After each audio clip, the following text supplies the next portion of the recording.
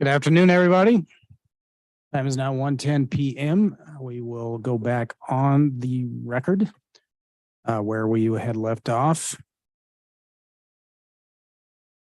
With a witness who's not at the table. No, Mr. President, we would recall Mr. Bieber.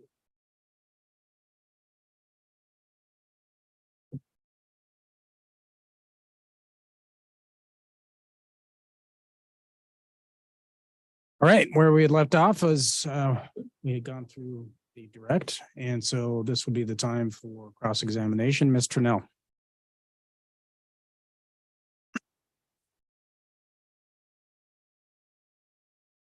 Thank you, Mr. President. Good afternoon, Mr. Bieber.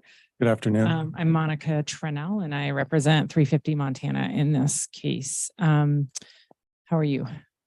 I'm doing well. Thank you. All right. I want to ask you about the increases on your Exhibit 5. If you have that in front of you or could get it, that'd be great. Okay.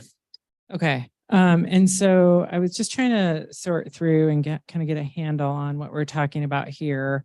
And so as you have this laid out, and just to be clear, I'm going to look on the page 1 in the second block there. And the $44 million for the residential class, that's 18% of the $243 million.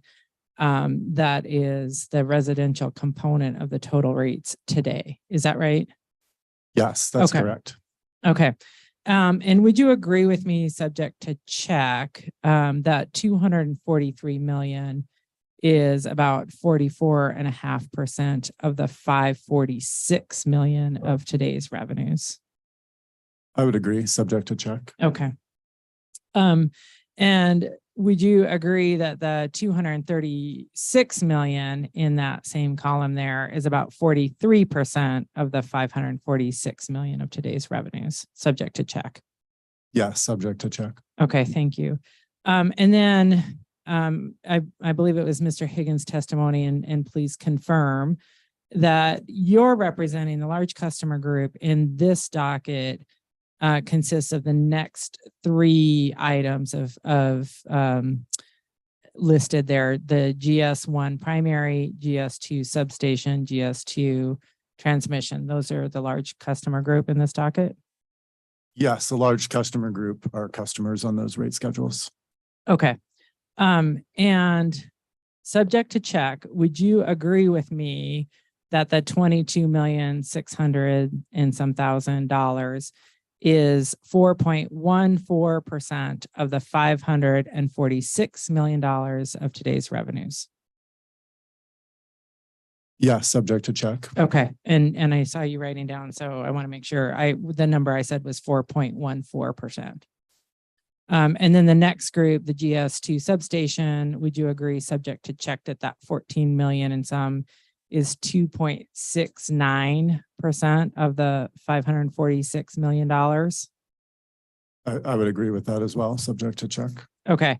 And then the next item, the GS2 transmission, would you agree, subject to check, that 6.5 million is 1.21% of the $546 million? I would also agree with that, subject to check. Okay.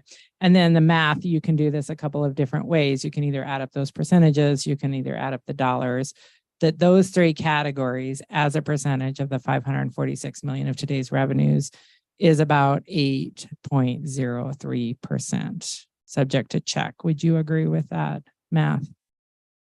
Yes. Okay.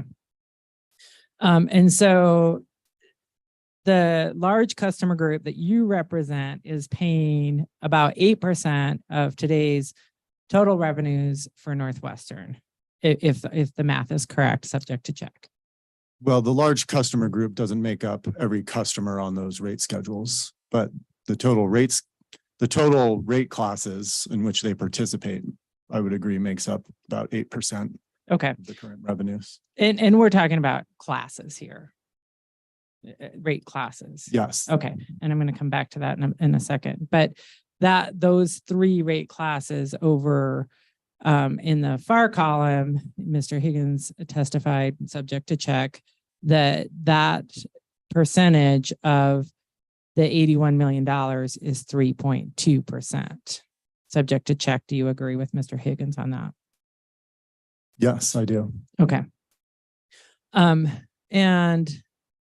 Bieber, would you agree that subsidies are often, if not typically, a reasonable way to set just and reasonable rates?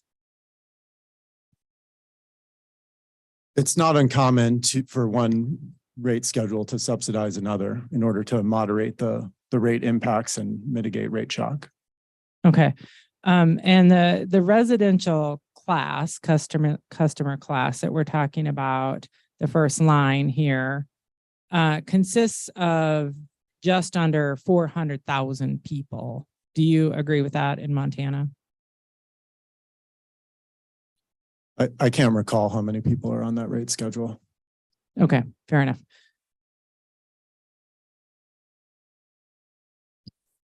Mr. Bieber, in your testimony, your assessment, your analysis, working on this case and putting this all together, was the cost of carbon emissions ever assessed in any of the work that you did in this case? So are you talking about in putting together the rate case or in terms of the revenue allocation? In anything, in any of the work that you did in this case, did you ever look at the cost of carbon emissions? Was that ever part of the analysis that you undertook? I didn't personally look at the cost of carbon emissions, but the focus of my testimony and work has been on the cost of service and the revenue allocation, the class cost of service. Are you aware of anyone addressing the cost of carbon emissions in this rate case?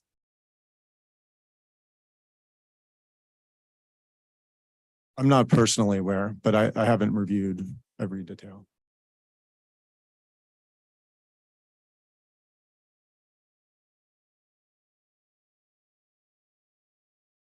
Mr. President, no further questions. Thank you.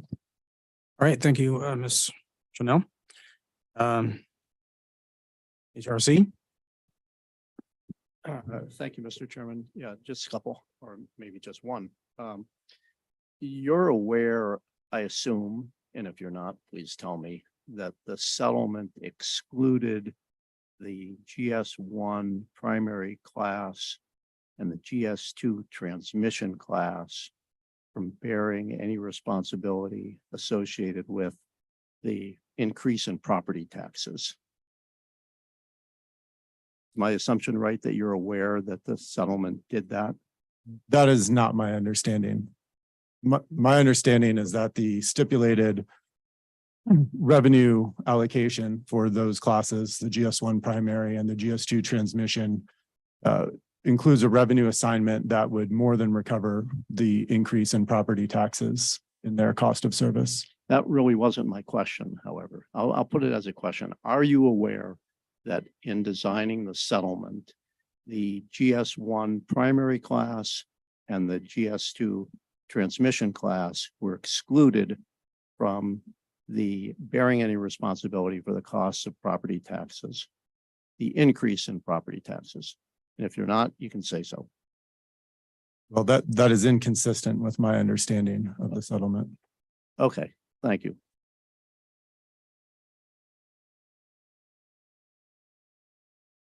Okay. Renewable Northwest. No questions, Mr. President. All right, thank you. MEIC. No questions. Thank you. All right, thank you, Mr. Helling. All right, commissioner questions, Vice President Fielder. Thank you, Mr. President. I have a few here. Mr. Bieber, is it your opinion that the rate design proposed in the settlement generally adheres to sound rate making principles? Yes, it is. is affordability for each customer class a reasonable consideration under sound rate-making principles?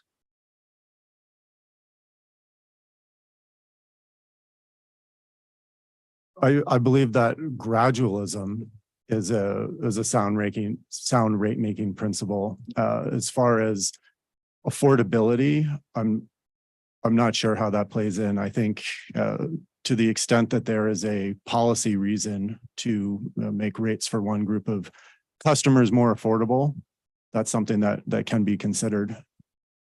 But it's not typically part of the cost of service or revenue allocation. Okay, so you're saying that affordability wasn't necessarily a factor in the stipulating parties' considerations regarding the rates for various customer classes? I think that the rate impact to customer classes was a consideration. So for instance, the residential class is receiving a rate increase that is below its cost of service. So it is being subsidized by other rate classes. So that is a consideration, but I'm not aware of the affordability, for certain customers. Okay. So is it fair to say then that the primary evidence considered regarding rate impact is found in LCG 5? Well, I think those are the results of the revenue allocation. It doesn't reflect all of the considerations that went into that. Okay. Well, what evidence was considered by the stipulating parties regarding rate impact on these various classes? So I think one of the primary considerations was the cost of service and what it actually costs to serve the different groups of customers. And there was also another primary consideration was how big of a rate impact will it be on certain customer classes? So for example, if a customer class would require a rate impact that was significantly larger than the system average, then those rate impacts were moderated, and certain other classes provided subsidies in order to do that. Why? So that no single class would bear an inordinate share of the rate increase. Thank you. I was following along the LCG 5 exhibit that you prepared. And well, I was trying to, there was a lot of numbers you ran through very quickly, but I think I followed along pretty well.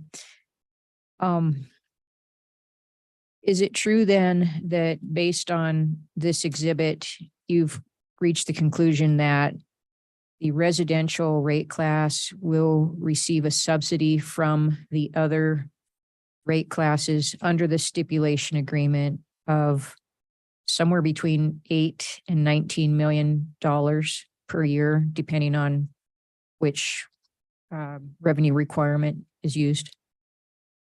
Yes, that is my conclusion. Okay, so based on Northwestern's revenue requirement initially proposed, let's see, explain to me, I guess, so make sure I've got this clear in LCG 5, the bottom table on page 1, and it's the third column over. It says NWE adjusted electric cost of service at settlement revenue requirement increase.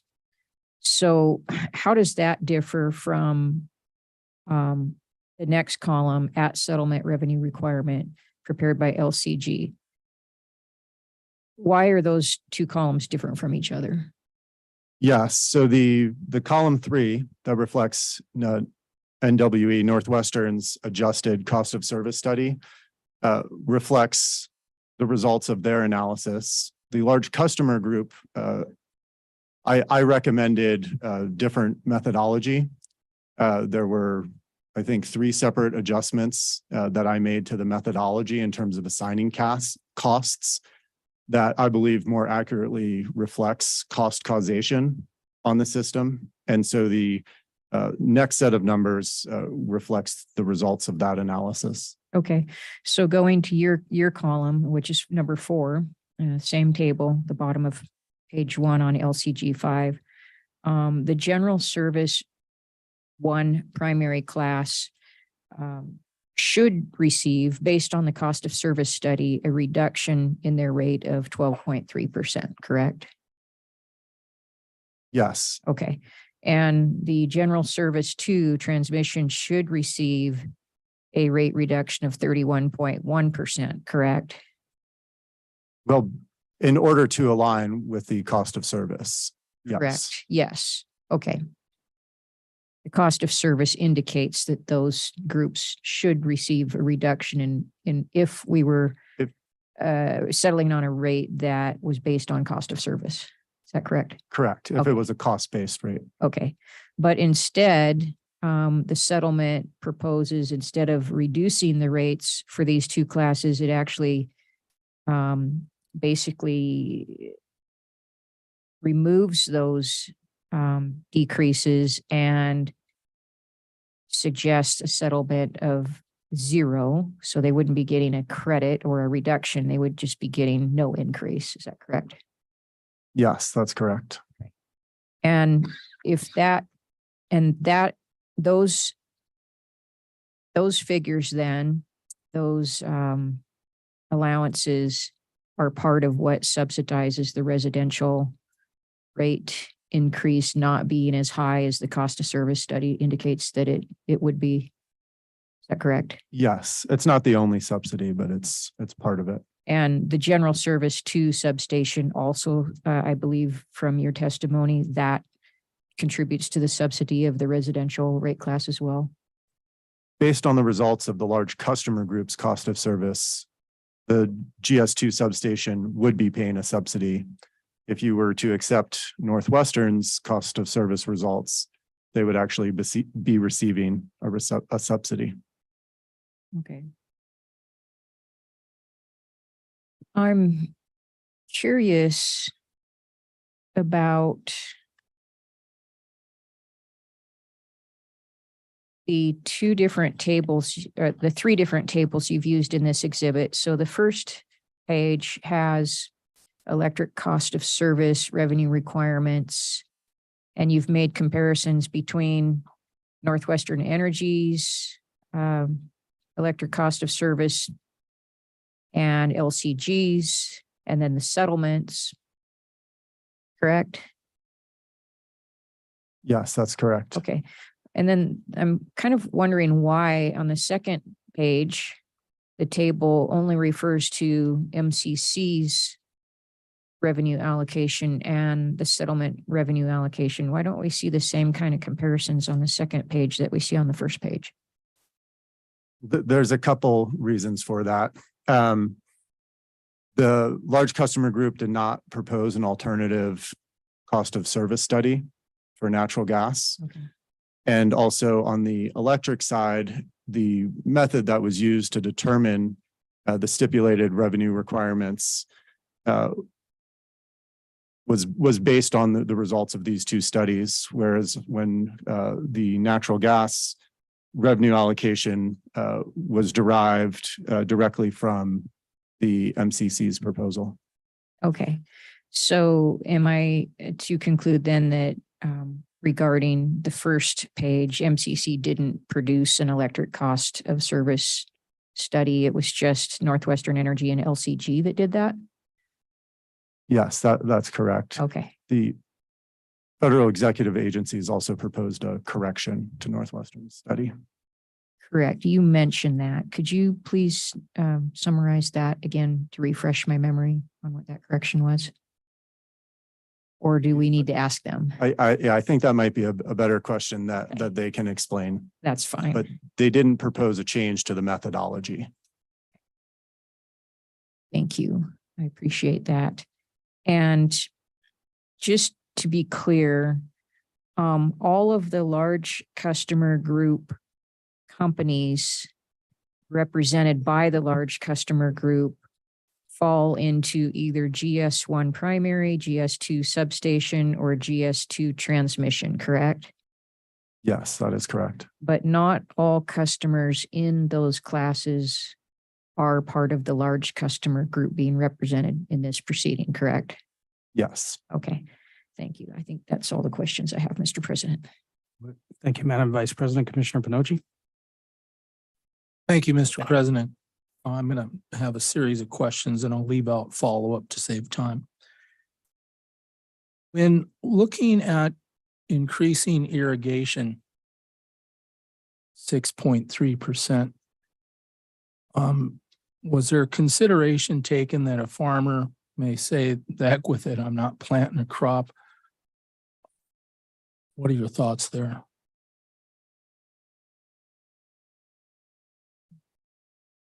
Well, I think that the primary reason for landing on this stipulated revenue requirement for irrigation is because it was aligned with Northwestern's class cost of service study. I think there was also a recognition of the fact that it was substantially below the system average, the rate increase. If you were going to take a look at the #1 industry in Montana, it would be ag.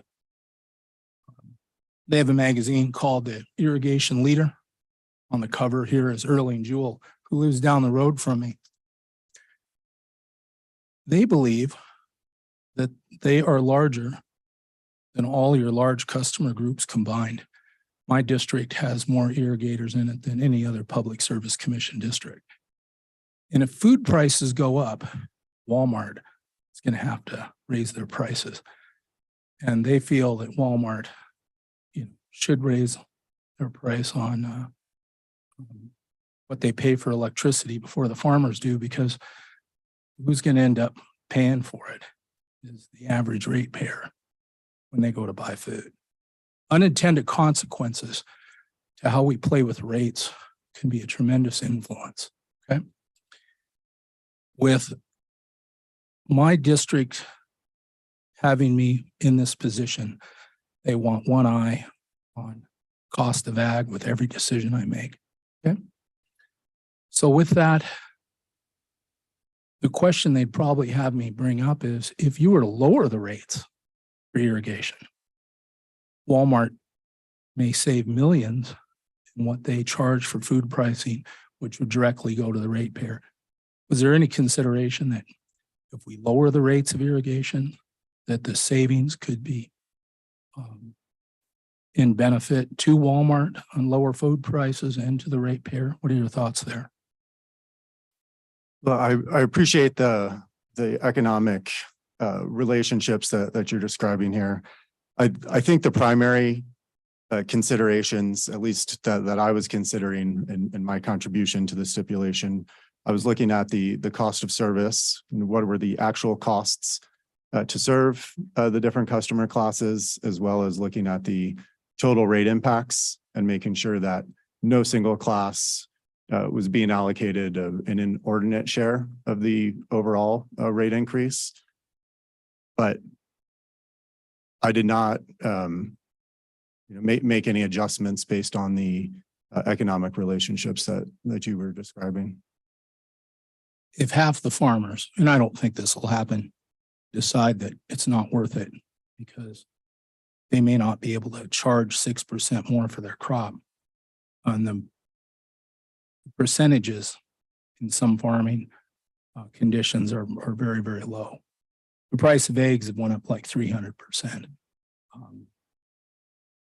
If we lose half the farmers trying to increase their rates by 6%, I don't think it'll be worth it. And this is a concern I just think is important that you guys weigh out. And that's a question I think they would encourage me to ask. No more questions, Mr. Chairman. Thank you. Thank you, Commissioner Pinochi. Commissioner Bukacek. Be able to see your face. Anyway, so your answers to my questions could bring important clarification, I think, for some of the residential customers. Obviously nobody likes increased utility rates of any kind, and people recognize that just as their cost of living goes up, so do the cost of living of large companies like in the large customer groups and with utilities. So what I didn't know until studying for this rate case was that the residential customers were actually subsidized. I didn't know that. And I don't think most residential customers realize that they're actually being subsidized. So that was new to me. So I'm thinking it's probably new to a lot of our constituents. So based, Commissioner Bukacek. I'm doing, Yes, but yes, sir. you need to really slow down because our court reporter is really typing away. Are you, she's fine. I'm sorry. Okay, slower. Yes, sir. Yes, Mr. President. So, so based on the class cost of service studies that you talked about, it sounds like the large customer groups are footing the bill for a lot of the residential customers. Is that correct? They are providing a subsidy, yes. They're okay, but it doesn't cover it. I'll follow up. Follow up. But it doesn't cover all of the losses to Northwestern Energy. Is that correct? Can you elaborate regarding the losses? In terms of the cost of service that Northwestern is providing is more than what they're paying. So that would be a loss that the large customer groups are footing the bill. Well, the Accurate? net amount of subsidies by definition has to be zero. So the rate classes that the large customer groups are part of are paying part of the subsidy, but they're not paying all of it. It's also being contributed to by other rate schedules. By other rate schedules. Can you tell me more about that? The rest of the subsidies? Yeah, specifically GS1 secondary is also contributing to the subsidy for the residential class. Okay, is there anything else, any other subsidies besides what the other rate classes are paying that Northwestern Energy is picking up? I'm not aware of any other subsidies that Northwestern Energy is picking up. Okay, thank you. No more questions. Thank you, Commissioner Bukacek. One quick question for you. In your responses to Vice President Fielder's questioning, you mentioned the principle of gradualism or the concept of gradualism. I presume that's the same as incrementalism.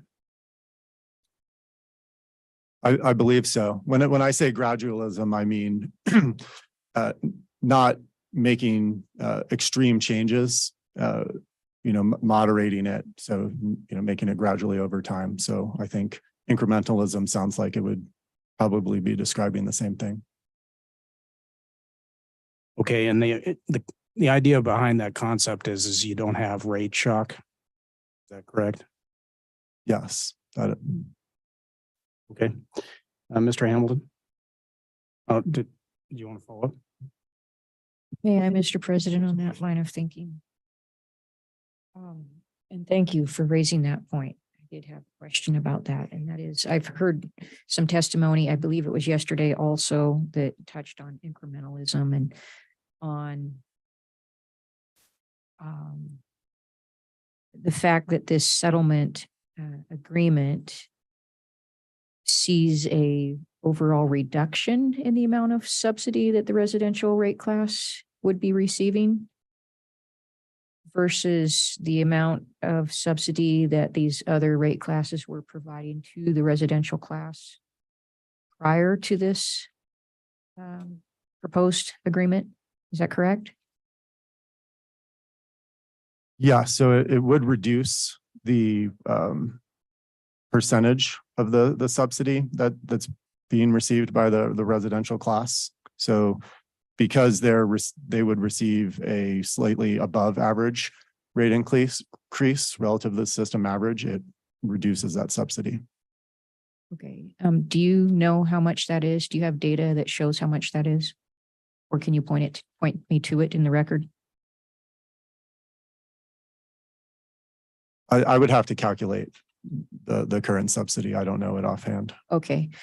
And is this idea or this concept of gradualism, is that consistent with the idea of also gradually moving towards cost of service being the norm versus subsidies being the norm? Is that what the stipulating parties are working toward here with this proposed settlement agreement? Well, in rate making, I think there's generally an objective that you want to move rates as close to cost as practical. So it doesn't mean you want to do it in one step. But if you're not moving rates towards cost, you're not sending proper price signals and incentivizing the right behaviors. And it's also not necessarily fair to the different customer classes.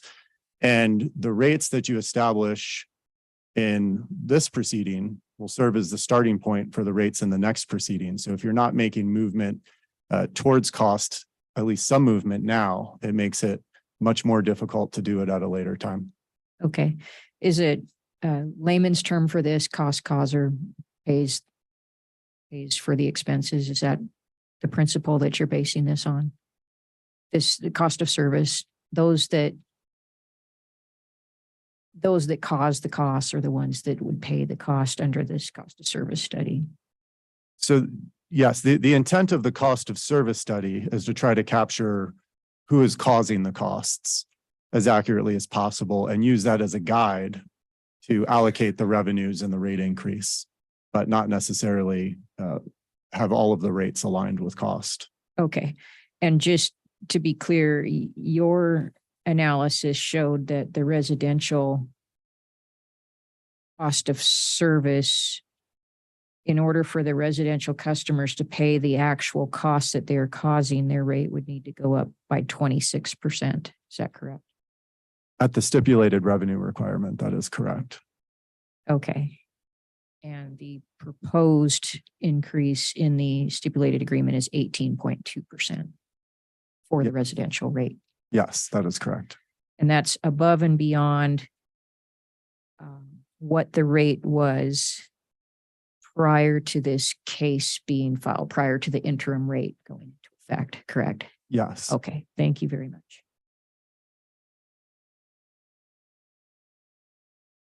Any other commissioner questions? All right, seeing none, recross. Ms. Tranella, I think you were the only one that had cross. Mr. Bieber, just to follow up a little bit on this question of the increases in percentages and numbers. Over on that last column where we have the residential and GS1 secondary, if you look at the 44 million as a percentage of 81 million, would you agree with me that that 44 million as a percentage of the 81, which is the proposed increase in the settlement, would you agree, subject to check, that that is 54.18%? I would agree with that, subject to check. Okay. And would you agree that the 32 million as a percentage of the 81.9 is 39.13%, subject to check? Yes. Okay. And if you, again, you can do the math a couple of different ways here, but if you add those two customer classes together, their total percentage of the 81.9 increase proposed here is 93.3%. Do you agree with that, subject to check? Yes. Okay, so to say that another way, residential and small businesses are being asked to pay over 93% of the total rate increase being requested here by Northwestern, correct? Yes, that is correct. And that's Thank you. compared to roughly 87% of the current revenues for those classes. Thank you.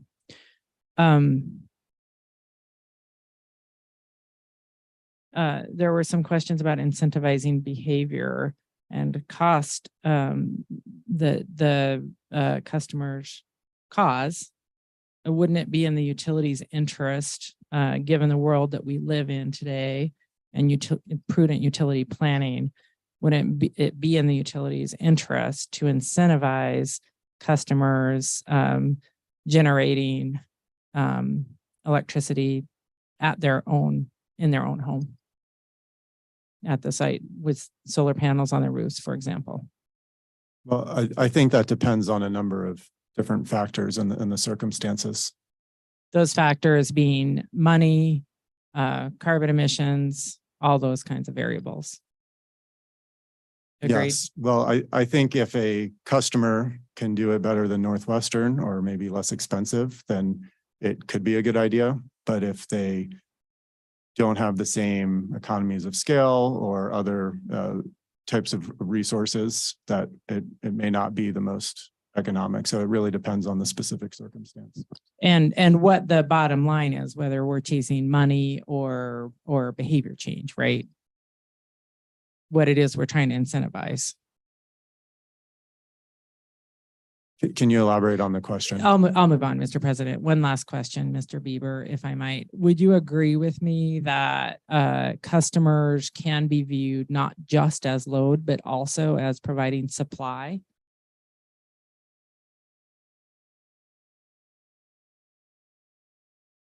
I mean, I guess that's, to me, that's a relative question. If a customer is generating at their home, perhaps it's a reduced load. But if they're generating more than they're using during certain times of day, then they would also be providing supply. Okay. Thank you, Mr. Bieber, and Mr. President, thank you for indulging me. All right, thank you, Mr. Trunell. Thor, redirect. Yes, thank you.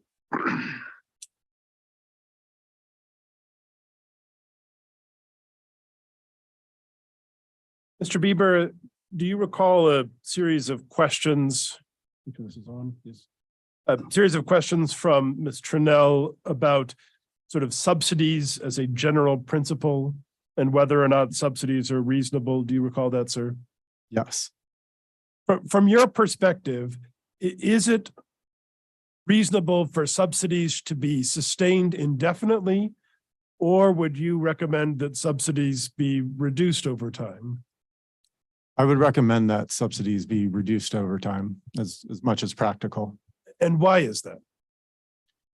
Well, for two primary reasons. The first is aligning rates with costs sends proper price signals that incentivizes more efficient behavior. And also because it is more equitable or fair to customers to reduce subsidies. Recall a series of questions from Mr. McGraw regarding the property taxes that are part of the revenue requirement in this case? Yes, I do. Okay. So first, as a foundation, can you explain how, excuse me, how Northwestern's proposed higher level of property taxes are reflected in the numbers presented in Exhibit LCG 5?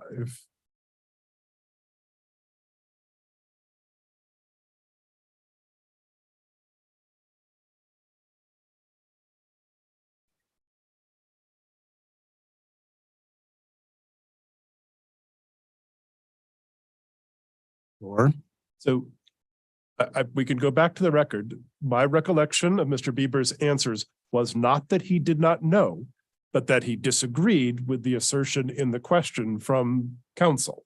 And I'm now attempting to explore and redirect why he disagrees with the assertion of counsel's questions. I agree with Thor's recollection. I'm going to overrule the objection. Please proceed. Can you repeat the question? Absolutely. So can you just first explain how the increase in property taxes is captured in the numbers that are presented in Exhibit LCG 5? Yes. So the class cost of service study includes the total base costs for customers inclusive of property taxes. So when you look at the numbers or the increase or decrease that is required to align with cost for a specific customer class, that looks at the total costs inclusive of property taxes compared to the current revenues. And so, you know, if you're looking at a class like GS1 primary or GS2 transmission, that actually would require a cost-based rate decrease to align with cost. That means that the current rates they're paying exceed the proposed increase in cost, including the proposed increase in property taxes. So by illustration, then, if just for example, we looked at the Northwestern cost of service methodology and the GS1 primary class even if the settlement contemplated a $722,192 reduction in rates, would I be correct that that class would still be paying for the cost of service inclusive of the increase in property taxes? Yes, that is correct. Vice President Fielder asked you a question about affordability. And in your answer, do you recall a discussion about affordability as it compares to gradualism? Do you recall that? Yes. Okay. Just a level set, can you define in your mind what is affordability as compared to gradualism? Yes. So affordability is, in my mind, is a customer's ability to pay. So do they have enough resources that they're able to pay a bill? Gradualism looks at the relative impact of a change in rates relative to the current rates. And then building on that, in a later discussion with President Brown, the term rate shock was used. Do you recall that? Yes, I do. Can you define what rate shock means and compare that to gradualism?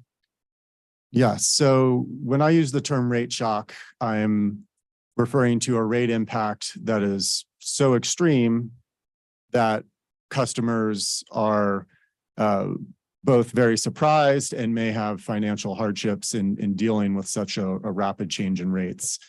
Gradualism is a principle under which you would avoid that kind of a rate shock by using a subsidy from a different rate class to help mitigate to help mitigate the rate increase for that customer class. Relative to the concept of affordability and the individual rate classes that are presented here, would it be your experience that whether and the extent to which any proposed rate was affordable could vary depending upon the circumstances of the particular members of each of these customer classes? Yes, that would be my experience. If you have a rate impact, it doesn't, the level, the different customers in the rate class and their ability to pay differs usually widely within a given class of customers.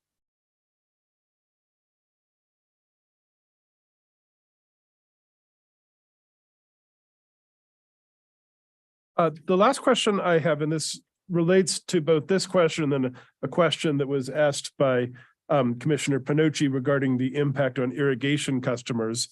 One other point, I think, is, am I correct that the percentages that are reflected on Exhibit LCG5 for both electric and natural gas, would it be fair to say that those are just a portion of the bills that those customers pay, and in particular does not include the supply component of utility service, either base power costs, for example, or natural gas supply costs? Is that correct?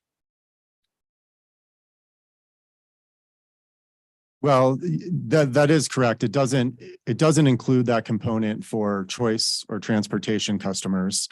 And then there's also a component of those costs that flows through the PCAM, which is not reflected. Okay. So, and I guess the question is that if you're looking at the overall bill impacts, would it be fair to say that the base rate is just a component of the overall bill? And so whatever these percentages are, while they reflect the base rate increases, they do not reflect the effect on the total bill. Is that correct? Yes, that is correct. Okay. Thank you. I have no further questions of this witness. Very good. Are you seeking to temporarily excuse him or permanently? I would request that we be permanently excused, please. All right. Is there any objection to permanently excusing this witness? Seeing none, thank you. You are permanently excused. Thank you for testifying today. Thank you. And with that, Mr. President, the LCG has nothing further to present. All right. Very good. I did hear some chatter from the room that maybe you've come to an agreement as to order witnesses? Some.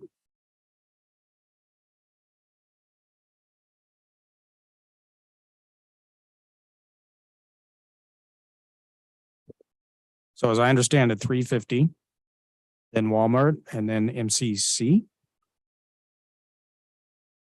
It's acceptable to the parties, it's acceptable to me. All right, Ms. Trinnell.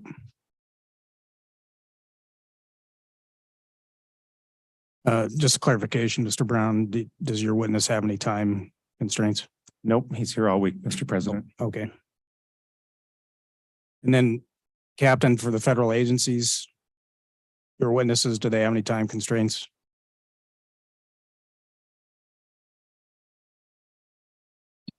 Not this week.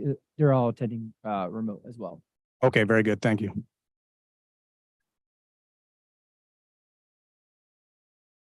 The 350, are we ready to? shall we Yes, go? please Three- proceed. Thank you. 350 Montana calls Dr. Steve Running.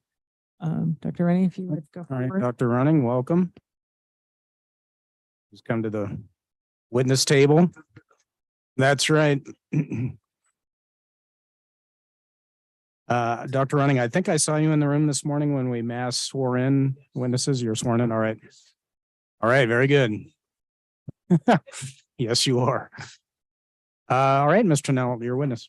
Thank you, Mr. President. Good afternoon, Dr. Running.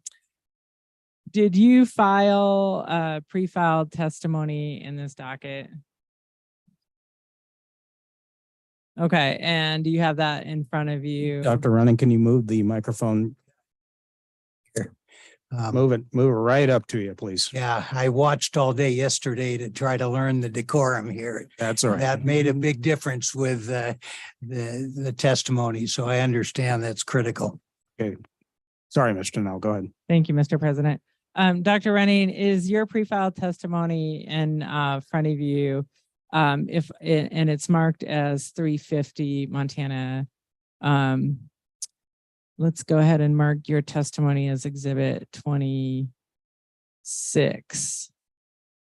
If I were to ask you the same questions that are set out there today under oath, would your answers be the same except for any changes?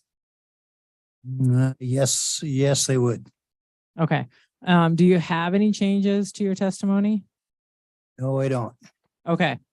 And Dr. Running, as you were listening, is this the first time you've testified in front of this regulatory body? Yes, it is. Okay. And did you follow along with the regulatory jargon this morning? I tried. This is not my normal domain, and this is pretty thick stuff. Okay.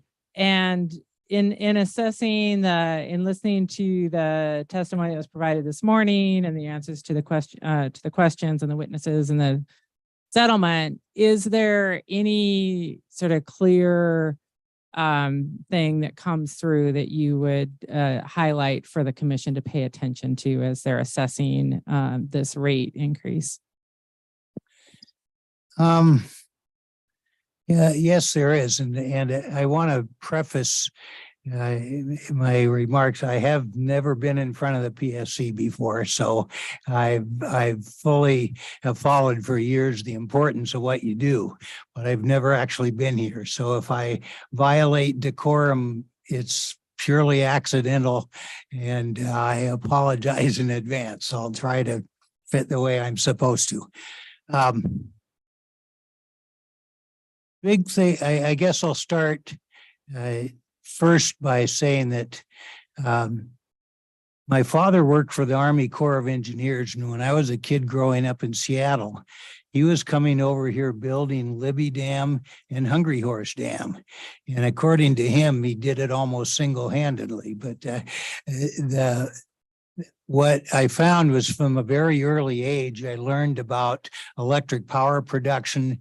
I learned about things like base load and peaking power and the different rate structures. And so even though this is not my field at all of direct expertise, I guess I've been around it for a good while. Recognizing your attention span. It's interesting to watch how you go for hours going through this tedious detail. I thought that I really want to make my singular point right up front. And that singular point is when I've looked at Northwestern Energy's planning and strategic planning, and what I see is they are missing a primary variable that's important in all of our lives that they're just paying no attention to, and that's climate and the changing climate.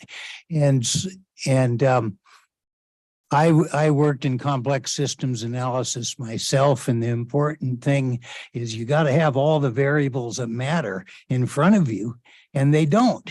And as I've read their documents, they're just not paying any attention to climate changing climates, and yet there's tons of information around that they could be referring to that they don't seem to at all. And there's certainly at the international level, the intergovernmental panels on climate change have had 6 different reports since 1990. At our national level, we've had, I think it's 5 national climate assessments since 2000. And most important here is we finished the Montana climate assessment in 2017. And it clearly documented from our direct weather station measurements that it's about 2.5 degrees warmer now than it was 50 years ago. And this is not computer models. This is our direct measurements. We were referring to irrigation just a few minutes ago, and irrigators have to completely pay attention to evaporation and when to irrigate their crops. And yet the irrigation season is changing, and yet Northwestern Energy doesn't seem to pay any attention to that. And I just don't understand how they can be missing such a critical variable that makes so much difference to the energy requirements and demands that they have to satisfy. And they just don't seem to, in any of the material I've read, pay any attention at all. And this is, I don't expect them to listen to me, but they have to listen to you. And so I really think that if there's a single message I want to deliver here, is that I hope you impose upon them a requirement to be factoring in our changing climate into their strategic planning, and how that results in different opportunities and certainly different problems also that they right now are just not paying any attention to at all. And it's to all of our detriments as customers and even as investors in the company. Thank you, Dr. Running. Is that a failure to plan by the utility and failure to utilize tools easily available to it? Is that prudent? Mr. Chairman, I'm going to just pause us for a second. My understanding is that non-settling party witnesses are only allowed to offer direct live testimony related to the settlement. And I don't think any of this testimony is related to the settlement. All of this, everything that has come in the last week, we have been completely blindsided. We just got an exhibit this morning. And so we're trying to assess the prudence, whether this commission should accept a settlement. I think some leeway should be granted. I'm going to overrule your objection. I think Mr. Nell has a fair point in that the settlement was provided, as you know, at a time towards the end of the scheduling order. And so this is certainly her opportunity to ask her witness about it. About the settlement though, correct? Or about, because planning is an issue in his intervener testimony. I just want to make sure we're on the same page. So all non-settling parties are getting live direct? I'm going to give some leeway to this witness. I'm just going to overrule Ms. Tranel, but the thing I would note, Ms. Tranel, is you have not moved for admission of Exhibit 26. Thank you, Mr. Brown. I will move for the admission of Exhibit 26 and the exhibits attached thereto. All right. Is there objection? I just want to clarify that Exhibit 26 is his pre-filed direct testimony. And then the two exhibits attached, 350 Montana 7 and 350 Montana 11. Yeah, that's correct. We do not object. All right. 350 Montana Exhibit 26 is admitted. I will say, Ms. Tranel, of course, that your witness's testimony should be somewhat cabined. Thank you, Mr. President. I really just had one last question, which was the one I asked, and then I'll tender the witness for cross-examination. So Very good. Please proceed. Thank you. Dr. Renning, is the utilities failure to plan for our changing climate and failure to utilize the resources that you identified that are available, is that a prudent strategy on the utilities part? Well, let's look at some of their own statistics where they have now seen that their peak power demand that used to be in the wintertime is now in the summertime. And so as you plan rate structure and you've changed the season where you expect to have your highest peak load, to me that is a perfect illustration of where paying attention to climate trends is an important part of them evaluating the electric power demands that they're trying to satisfy. Thank you, Dr. Renning. I have no further questions, and I would tender the witness for cross-examination. Thank you, Mr. President. All right. Thank you, Ms. Tranel. Okay, well, I'll start with Northwestern Energy. Would you like to cross? Thank you, Mr. President. Northwestern Energy does not have any cross-examination for this witness. All right, Mr. Brown. No questions. Thank you. HRC. No questions, Mr. President. Brothers is gone. Renewable Northwest. No questions. Thank you. MEIC. No questions. Thank you. Federal agencies. No questions. Thank you. Walmart. No questions. Thank you. Did I get everybody? Oh, LCG, Thor. Last but not least. Appreciate that. I apologize for overlooking you.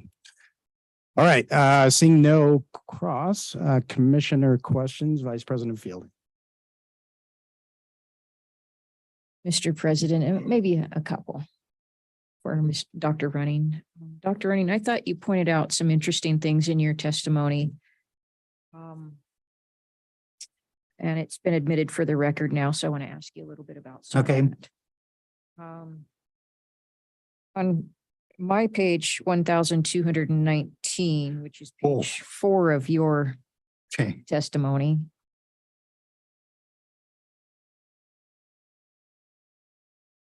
Okay. You have a section about climate modeling. And what is the IPCC? And you've asserted here, I think by the question, what is the IPCC, the definitive source of global climate information? Is the IPCC the definitive source of global climate information? I think it's certainly widely, and I mean internationally, looked at that whenever they come up with a new report, it makes worldwide headlines that day. And I don't know how more you can define that as the definitive source. And the fact that it's international, it's not dominated by any one country, and it's all by volunteer scientists assessing and assembling the scientific data at the time. Okay, thank you. Are there any scientists who aren't allowed to volunteer in that? The selection, I was not a lead author in 2007 on the 4th report. And so it was in that cycle, every government is a lot, what's the right word, proposes a slate of authors in every government in the world. And the selection process of what authors are chosen, I just don't know. It's somewhere way above me that the authors from these different countries are chosen. Thank you. Is there a possibility that authors are not selected because they have a dissenting opinion for the majority? Does that happen? The most important thing with the IPCC authorships is that they have to base their opinions on published research. The IPCC doesn't do new research of its own at all. Its job is to read the current literature and assess what's most important for society to pay attention to. And so an author could come with a lot of different opinions, and as long as those opinions are justified by the open scientific literature, then I don't think they would be at all selected against. Okay, that's interesting. Thank you. I wanted to skip to another part that I thought was really interesting in your testimony, and Okay. that was you mentioned that in 2021, June and July were Northwestern's peak loads. That was on page 7 of your testimony. Yeah. Okay. Is that indicative of climate change, or is that seasonal? I'm trying to distinguish because I know there is some sort of distinguishment between seasonal temperatures and climate. So what is your point there? Is that statement in relation to seasonal or in terms of climate impacts? Well, it initially is simply an observation that the peak loads have changed seasonally.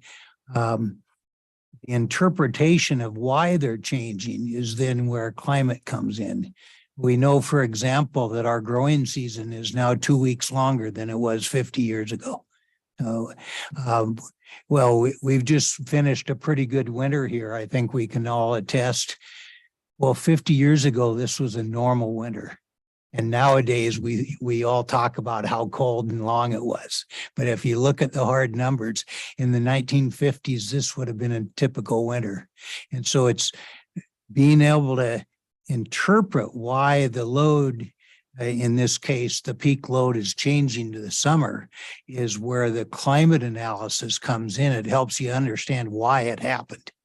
Okay. And of course, even more important, it helps you to project forward what's going to happen next, which is the hard part. Okay, thank you. I know though in your testimony that you noted that the Montana summer tourist season adds 6 million people to the state, resulting in the even higher summer electricity demand. Is that correct? The tourist load to the state, I know, is correct. How that propagates to electric power load, I just can't tell exactly. I suspect Northwestern Energy could tell us exactly from where the load's coming from. Okay. But certainly we all know how the national parks are a mob scene nowadays. There's a lot more people here in the summer than the winter than there used to be. Yeah, according to your statement here, it sounds like we have about 6 times as many more people here in the summer as we do the rest of the year. Yep. Okay, so that, in your opinion, is that a factor on the peak demand of energy? It certainly should be part of it. Thank you. And then I see another part here, and I'm on page 8 of your testimony. And I'm looking at the top of the page, the last sentence of the paragraph there at the top of the page. Are you there on that? Yeah, I think so. Okay. It almost looks to me as I read this as an admonishment that Northwestern is approaching this analysis in financial terms alone. Is that Mhm. what you mean? Yeah, that's what I wrote there. Okay. So financial terms, in your opinion, should not be the top consideration in setting rates? I don't want to prioritize what should be the final top or less than top uh, consideration. As much as what I'm trying to point out is there's a major variable that they're not considering at all, and that's the changing climate. Now, it might be once they've analyzed the climate conditions that a final decision might be mostly financially defined. I mean, that's the way our economy works, but you need to have all the variables in play, and they don't. Okay. Thank you very much for answering my question. That's all, Mr. President. Thank you, Madam Vice President. Commissioner Benoci. Thank you, Mr. President. I attended a conference about a year ago outside of Montana. They recognized Montana cutting carbon by over 60% with the closure of units 1 and 2, the closure of the coal plant in Sydney, an increase several 100% wind and solar. Montana was recognized as one of the leaders in the whole United States. I think Northwestern deserves some credit on that. Do you agree with what they said? Well, I know the coal strip 1 through 4, I think, was the 3rd largest carbon emitter in the country before 1 and 2 were closed. And so closing coal strip 1 and 2 is a huge part of our reduction in carbon emissions at a state level. Well, my question is, do you agree that Montana has had some of the biggest reductions in carbon emissions in the United States, and we're looked at as, one of the top states heading towards carbon-free and green energy? Do you agree? Yes, because we started with coal-powered electric power being such a high percentage of our electric power production. And so taking coal strip 1 and 2 off was a major step forward with that. And you're aware Sydney coal fire plant has been shut down. Yeah. I guess I've read that too. Okay, so we're kind of a leader then. I just wanted to point that out. Okay, so on page 12 of your testimony, it says here, a financial incentive for farmers to irrigate in off-peak hours could be very effective financially, yet with little negative impact for the farmers. Do you agree or would support maybe reducing irrigation costs by 6.5% instead of increasing it? Could happen if they follow your testimony here, sir?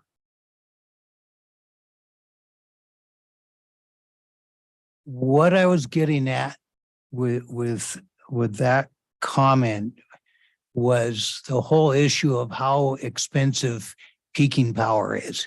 And that's something my dad taught me decades ago, that you can end up paying 10 times as much for that peak power load and that you would for your normal rates. And when I look at when you have projections of a peak coming in the next few days or even hours, it seems like where could you get a demand? Where could you drop demand quickly just for a few hours? And it occurred to me that irrigation would be the sort of thing that if the farmers had an incentive to say, could you not irrigate tomorrow because it looks like we're going to hit this monster peak and pay a fortune for new power? Could you wait till the next day when that peak is passed? It seemed to me that that would be the sort of idea of where, as I say, with the right incentives, the farmers could say, well, sure, I can wait till tomorrow. The crop's not going to die overnight. And so I have some flexibility of when I irrigate. And if it allows Northwestern to get past that peak load, then with incentives, of course, everybody works.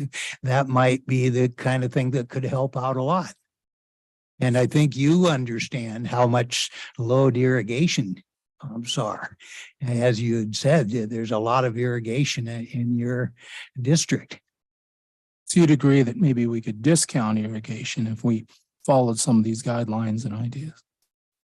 Thank you. No more questions, Mr. President. Thank you, Commissioner Pinochi. Commissioner Bukacek, slowly. Wrote it in Mark. Oh. So I have several questions, and I probably wouldn't be asking these if your testimony wasn't being admitted as an exhibit, but since it is, on page 1, what's the degree basis for calling you a doctor? The degree basis, like PhD Yeah, yeah. or doctor of chiropractic? It doesn't say. It doesn't say. Oh, okay. Yes. What's your degree in and what level? I got a PhD from Colorado State University in forest ecology. Thank you. Second question. So you have a doctorate. So I'm going to kind of talk to you doctor to doctor. I'm sure, I think you probably realize that no sources of energy are without risk, Yes, correct? correct. And probably that none of the sources of energy are without benefit. Yeah. So we tend to look at risk and benefit and just saying one thing is all good, one thing is all bad. You agree on that? Yeah. Follow up? So Commissioner Bukacek, I just give you the permission. just keep going. Okay, thank you, thank you. So Germany is in the top 3 for wind and solar. Are you aware that during their crisis they turned to natural gas and coal to survive? I'm afraid I am. Yep. They actually turned off a few of their nuclear plants early. And then especially with the Ukrainian war, suddenly they were running short and they've had to start up their coal plants again. Okay, my last question. Are you familiar that South Africa, Indonesia, India, those different countries that basically were brought out of poverty in huge numbers, millions, billions of people based on using hydrocarbon sources of power? Well, China's the exhibit A for that. They brought 500 million people out of poverty. Thank you.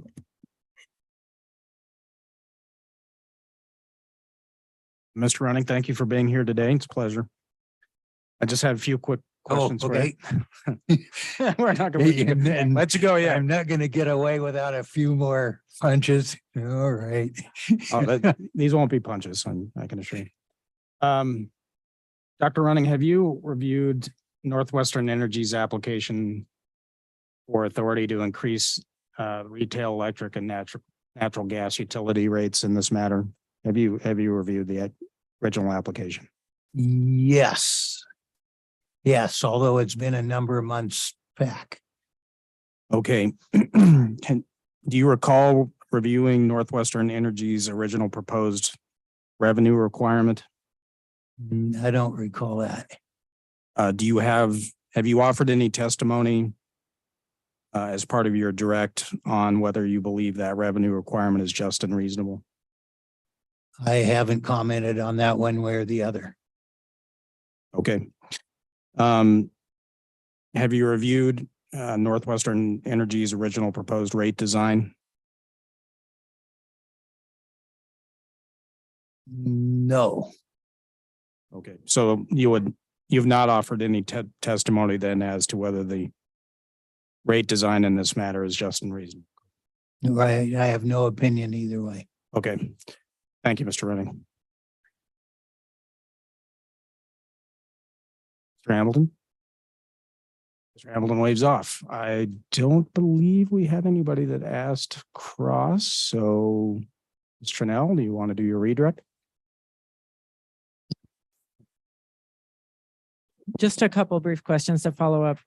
You were asked about your testimony at page 12 and the irrigation pumping. I think Commissioner Pinochi asked you about that.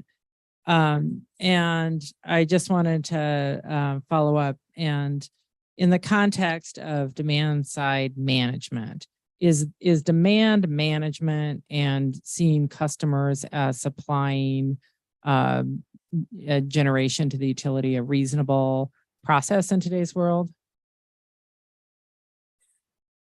I think it's rapidly becoming so.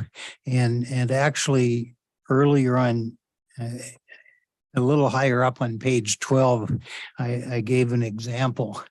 And this is where Ford in their Lightning pickup, their electric pickup advertising during the Super Bowl, they were bragging about if the power goes out, you can plug your pickup truck into your house and run your house off your pickup truck. And I had never thought this through before then. And then I started realizing if you multiply that by, say, 50,000 electric cars, which our automotive industry is pouring them out now, we are going to inherently have battery storage in 50,000 garages in Montana, just all ready to go.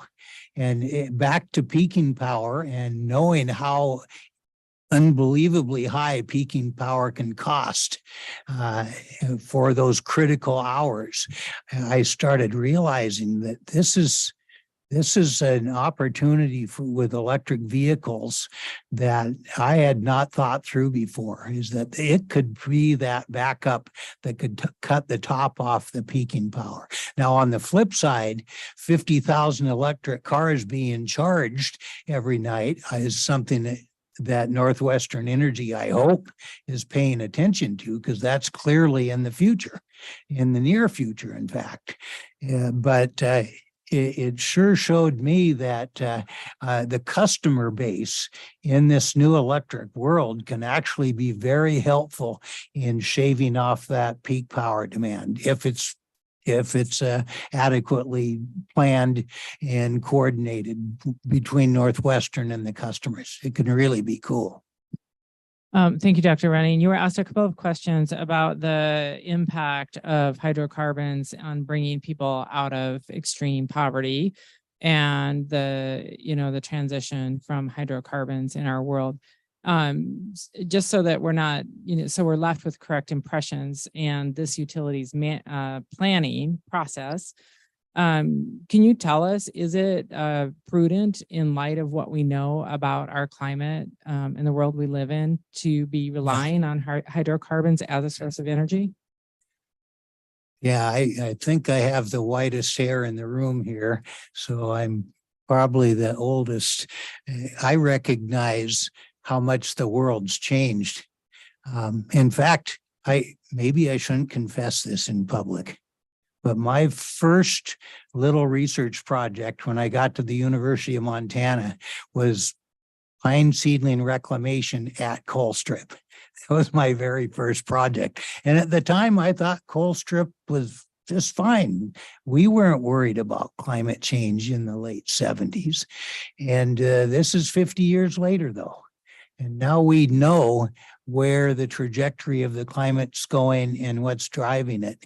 And so we really have to think forward. We can't be looking back. We got to think forward. One of the factors that always just rattles me is since I was born, the global population has tripled just in my lifetime. And so we have such a different world than we had 40 years ago when I was out there trying to get pine seedlings to grow at Colstrip. And we have to be thinking forward. And that's the sort of thing that I would expect Northwest strategic planning to be doing. Thank you, Dr. Running. No further questions. All right, Mr. Nell, do you want to request this witness be? I ask that he be permanently excused. Thank you, Mr. All right, Mr. Running, thank you for coming today. All right. Appreciate your time. Safe travels back to Missoula because it's snowing. All right.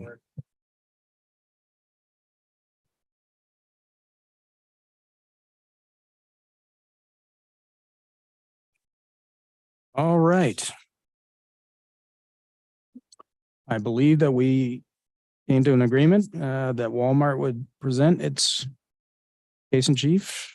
Mr. Orem. Thank you, President. Walmart wants to call Alex Cronauer. All right. he's remote.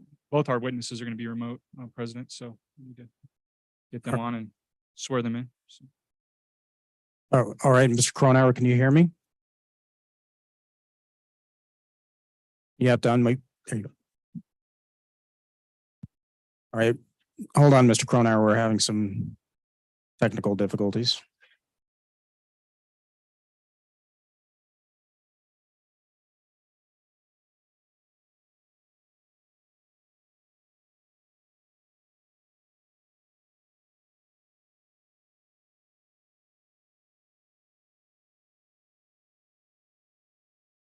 All right, Mr. Cronauer, would you try to unmute yourself?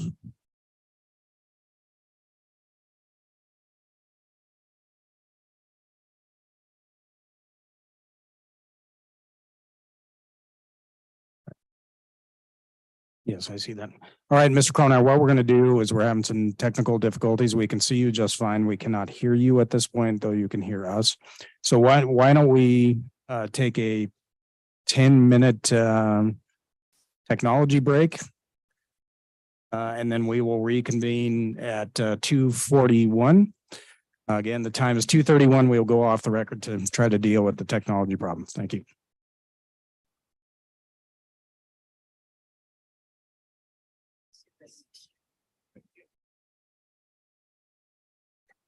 Dan, could you try talking so we can see if we can hear you in the room?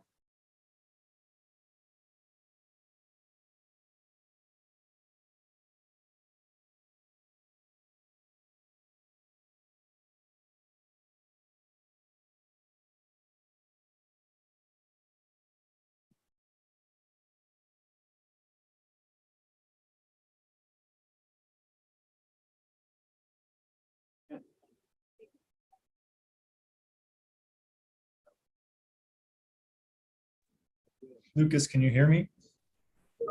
Yes, I can hear you, Dan. Thank you.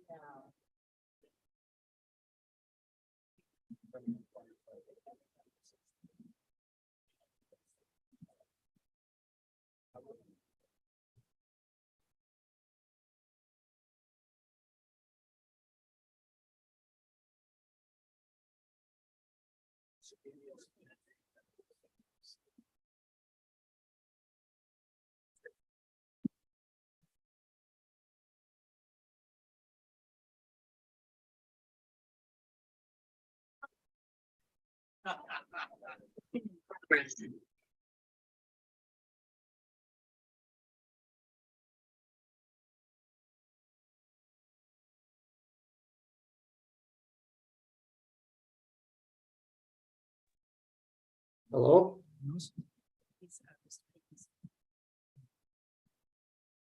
Hello, Alex, can you hear us at the PSC? Hey, good afternoon. Yes, I can. Can you guys hear me?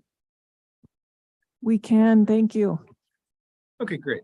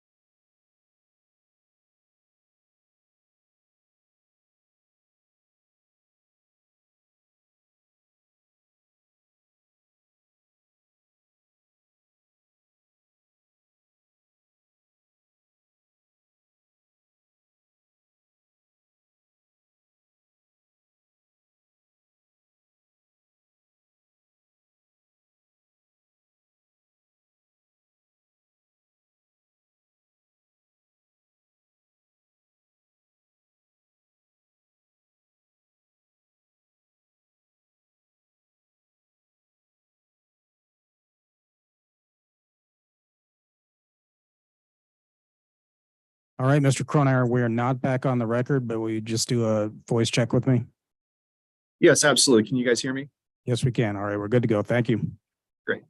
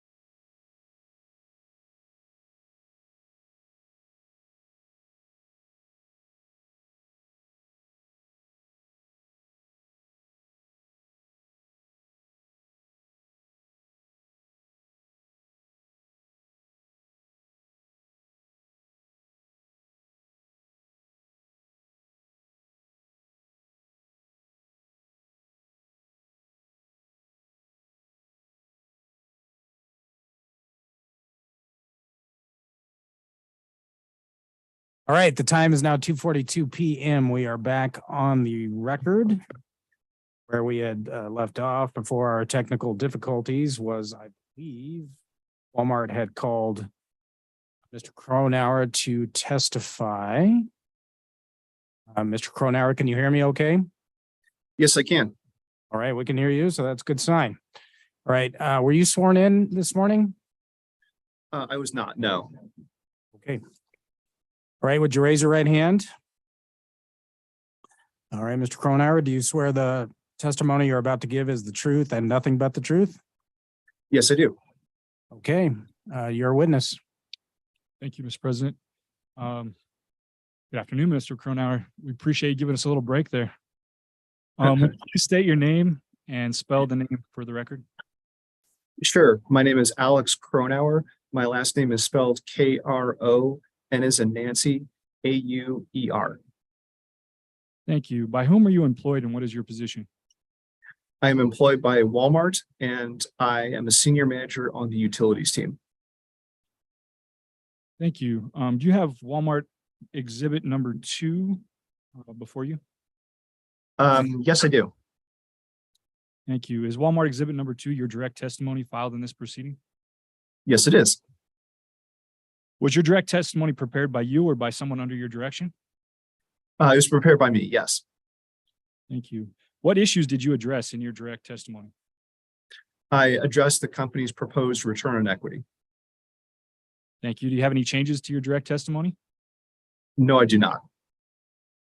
If I were to ask you the questions contained in your direct testimony, would you provide the same or similar responses? Yes, I would. Thank you. I move for Walmart exhibit number 2 to be admitted into evidence, Mr. President. All right, is there objection to Walmart number 2? Seeing none, Walmart number 2 is admitted. Thank you. I'm going to move to settlement testimony. Did Walmart negotiate with certain parties in this docket to reach a settlement? Yes, we did. Do you have exhibit marked as joint 1 before you? Yes, I do. Is the exhibit marked as joint 1 the stipulation and settlement agreement in this docket? Yes, it is. Does the settlement agreement address the issues you discussed in your direct testimony? Yes, it does. Thank you. Does the settlement agreement address return on equity? Yes, it does. The stipulated return on equity will be 9.65 for electric, or 9.65% for electric, and 9.55% for natural gas service. Is that the return on equity higher? Is that return on equity higher or lower than that requested by Northwestern Energy in its application? It is lower than what Northwestern Energy originally requested. Thank you. Does Walmart support the settlement? Yes. All right. Is there another Walmart witness who submitted pre-trial testimony? Yeah. In this docket? Yes, Andrew Teague, my colleague, also submitted testimony as well. Will he be testifying today? Yes, he will. Thank you. I passed the witness now for cross-examination. That's all we have. All right, thank you, Mr. Orm. Ms. Trudeau.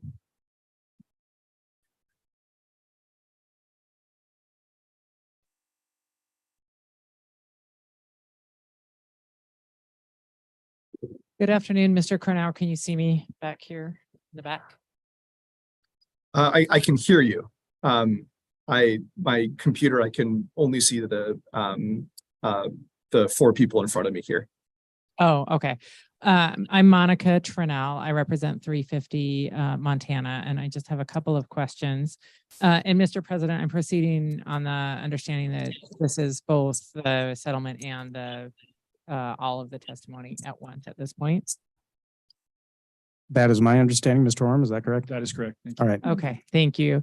Mr. Cronauer, I'm going to ask you a question about the charging stations that Walmart has, the electric vehicle charging stations. Do you know how? Objection, that's outside the scope of his testimony. Well, it's about the cost of the Walmart's expenses. So my question, Mr. President, if you'll allow it, is how, if that's energy that they buy from Northwestern, is my question. Mr. Orm? We'll answer it. All right, go ahead. Did you hear the question, Mr. Cronauer? I'm sorry, can you please repeat it? Yeah, so is the energy that you sell at the EV charging stations, is that energy you buy from Northwestern? So I'm not current on what Walmart's specific plans are in Montana regarding EV chargers. Okay, fair enough. Thank you, Mr. President.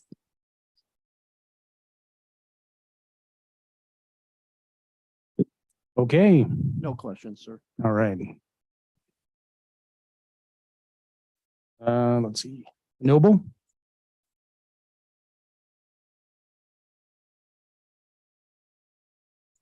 All right, thank you. MEIC, Mr. Howley? And no questions. Thank you. Okay.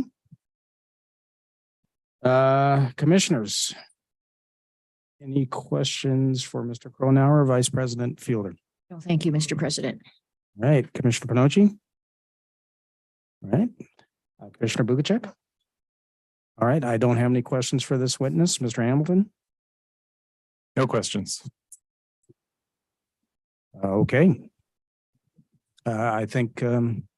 Orm, you have any redirect based on the one question? We have no redirect, and we request that the witness be permanently excused. Is there any objection to permanently excusing this witness? Seeing none, Mr. Cronauer, your length of delay in the technology was longer than your appearance here, so thank you for your time. Thank you. All right, your next witness? Walmart would like to call Andrew Teague. All right, I understand Mr. Teague is online. All right, Mr. Teague, can you hear me? Yes, I can. All right, good. Very, very glad. Have you been sworn in this matter, Mr. Teague? I have not. Okay, would you raise your right hand, please? All right, Mr. Teague, do you swear the testimony you're about to give is the truth and nothing but the truth? I do. All right, you're a witness, counsel. Thank you. Good afternoon, Mr. Teague. Please state and spell your name for the record. My name is Andrew Teague, Teague. Thank you. By whom are you employed and what is your position? Walmart, Senior Manager, Energy Services. Thank you. Do you have Walmart exhibit number 1 before you? I do. Is Walmart exhibit number 1 your direct testimony filed in this proceeding? It is. Was your direct testimony prepared by you or by someone under your control? It was. What issues did you address in your direct testimony? Class cost of service, rate design, revenue allocation, and the proposed riders. Thank you. Do you have any changes to your direct testimony? I do not know. If I were to ask you the questions contained in your direct testimony, would you provide the same or similar response? Yes, I would. All right, I move for Walmart exhibit number 1 to be admitted into evidence. All right, is there an objection to Walmart number 1? Seeing no objection, Walmart number 1 is admitted. Thank you. Moving on to settlement testimony. Did Walmart negotiate with certain parties in this docket to reach a settlement? Yes, we did. Do you have the exhibit marked as joint 1 before you? Yes, I do. Is the exhibit marked as joint 1 the stipulation and settlement agreement in this docket? Yes, it is. Does the settlement agreement address the issues you discussed in your direct testimony? It does. All right. What is Walmart's primary rate class for electric service? General Service 1, Secondary. Thank you. Does the GS1 secondary class receive a rate increase or rate decrease based on the settlement? Rate increase. Is that rate increase higher or lower than that indicated by Northwestern's cost of service study? It is higher by approximately 3 percentage points. Thank you. How does the settlement agreement treat the business technology rider? It rejects the business technology rider. Could you repeat that answer one more time, Mr. Teague? It rejects the business technology rider. How does the settlement agreement treat the enhanced wildlife mitigation plan rider? Wildfire, sorry. It rejects that rider, but it allows for recovery of the cost substitute caps. Thank you. How does the settlement agreement treat the reliability rider? It rejects that, but allows for a one-time recovery of the operations maintenance through the PCAM, I believe. Thank you. Does Walmart support the settlement? Walmart does. All right, that's all I have. I pass the witness for cross-examination. All right, thank you, Mr. Oram. Mr. Trinnell. Thank you, Mr. President. Good afternoon, Mr. Teague. I'm Monica Trinnell. I represent 350 Montana. I'm looking at the settlement at page 4 and table 1, which is the revenue allocation. And I think I just heard you say that Walmart falls in the GS1 secondary class. Did I hear that correctly? That's correct, yes. Okay. Do you know roughly what Walmart's annual electric expenses are in Montana? Roughly, rough number? Rough number, if I had to give a rough number, I think it's a couple million, maybe 4 or 5, I'd say. But I have to check. Okay. And that would be for the 13 stores that take electric and the store in Kalispell that takes gas only, right? No, that's just electric. The Kalispell is only electric? No, that number was only for electric. Okay, right. Sorry. Thank you. Did Walmart submit any kind of cost of service study in this docket? Walmart did not. Did Walmart submit any revenue requirement study in this docket? Walmart did not, no. And how about rate design? Walmart made recommendations on rate design. Okay. And who approached you about working together on a settlement in this docket? I do not know. Objection. Okay. Do you know roughly the time frame? Can you hear your attorney? He objected to my question. But you already answered it. We're good. Keep going.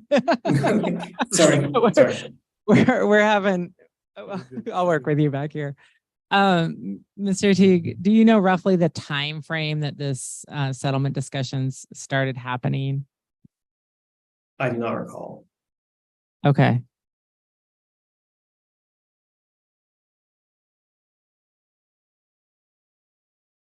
And I'd like to ask you the same question that I asked your colleague. If you can answer, do you know how the costs and revenues for the EV charging stations at Walmart work?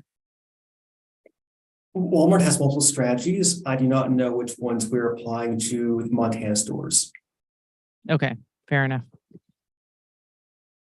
Mr. President, I would ask for that as a late filed exhibit, just as information in this proceeding, how much money Walmart is paying to Northwestern for the EV charging stations, and then how much it's receiving in income from those charging stations.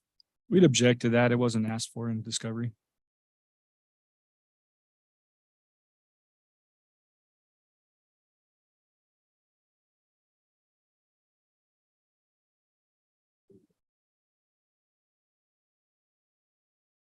Mr. Trinnell, I'm going to sustain the objection for the very reason that you had opportunity during discovery to ask for this information. Thank you, Mr. President. I have no further questions. Thank you. All right, HRC. Yeah. Mr. Teague, can you hear me? I can, yes. Yeah. My name is Chuck McGraw. I represent a number of different groups. I missed hearing you say something, I think. So I apologize that I'm going to ask you to repeat yourself. So Walmart stores take service under GS1 secondary demand or non-demand? Predominantly demand. We have, I think, a couple of accounts that are on non-demand. I'm sorry, I had difficulty hearing that answer. Okay, sorry. We have a couple of accounts on non-demand, but most of our stores are on demand. Thank you.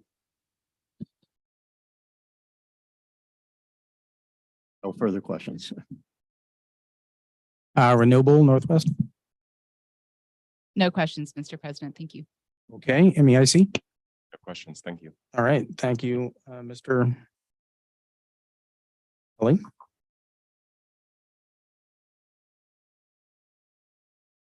All right, commission questions. Vice President Fielder. Thank you, Mr. President. I think a couple quick questions. Mr. Teague, this is Vice President Fielder. In your testimony on page 3, you discuss, I think on lines 11 through 13, you say that when electric rates increase, the increased cost to retailers can put pressure on consumer prices and the other expenses required by a business to operate. Is that correct? That's correct.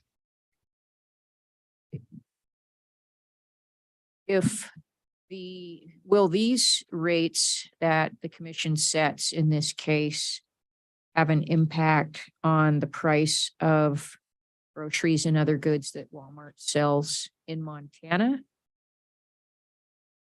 It could potentially affect the prices that Walmart pays for the prices for the goods, and that might also be reflected in our ultimate selling price. Okay. Will the costs of the goods and services that Walmart sells in Montana, will this rate also impact the cost of goods and services that Walmart sells in other states in addition to Montana, or just Montana?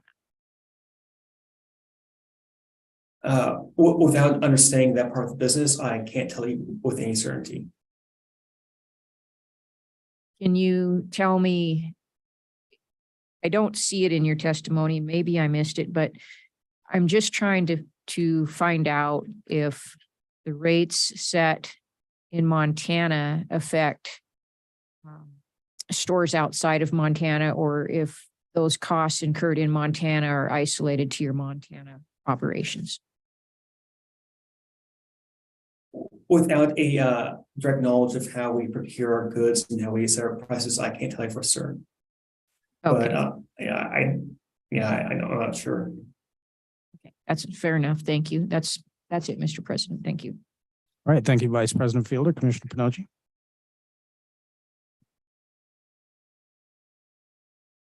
Thank you, Mr. Chairman. So let's say people are charging their car at Walmart. You make money. Does Walmart get an income when they charge the car at Walmart? Again, Walmart has multiple strategies for EV charging. So I can't tell you for certain how we make a profit or if we make a profit on charging. So let's say that the ratepayer, I have to explain to them that they're going to get a rate increase while you get a rate decrease, so you can make more money selling electricity to charge their car. Is that a fair statement that I have to explain to the ratepayer? That is not correct. No, we are getting a rate increase above what is recommended by the cost of service study. Could you repeat that answer, or we are getting a rate increase above what is being recommended by the cost of service study. Okay, thank you. What I see on the chart here, general service, one primary, a negative 12.3%. Is that correct? We are general service secondary.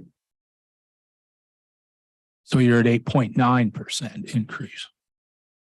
According to the joint latest testimony on Table 1, we are getting a 13.58% increase. I'm sorry, can you repeat that answer, please?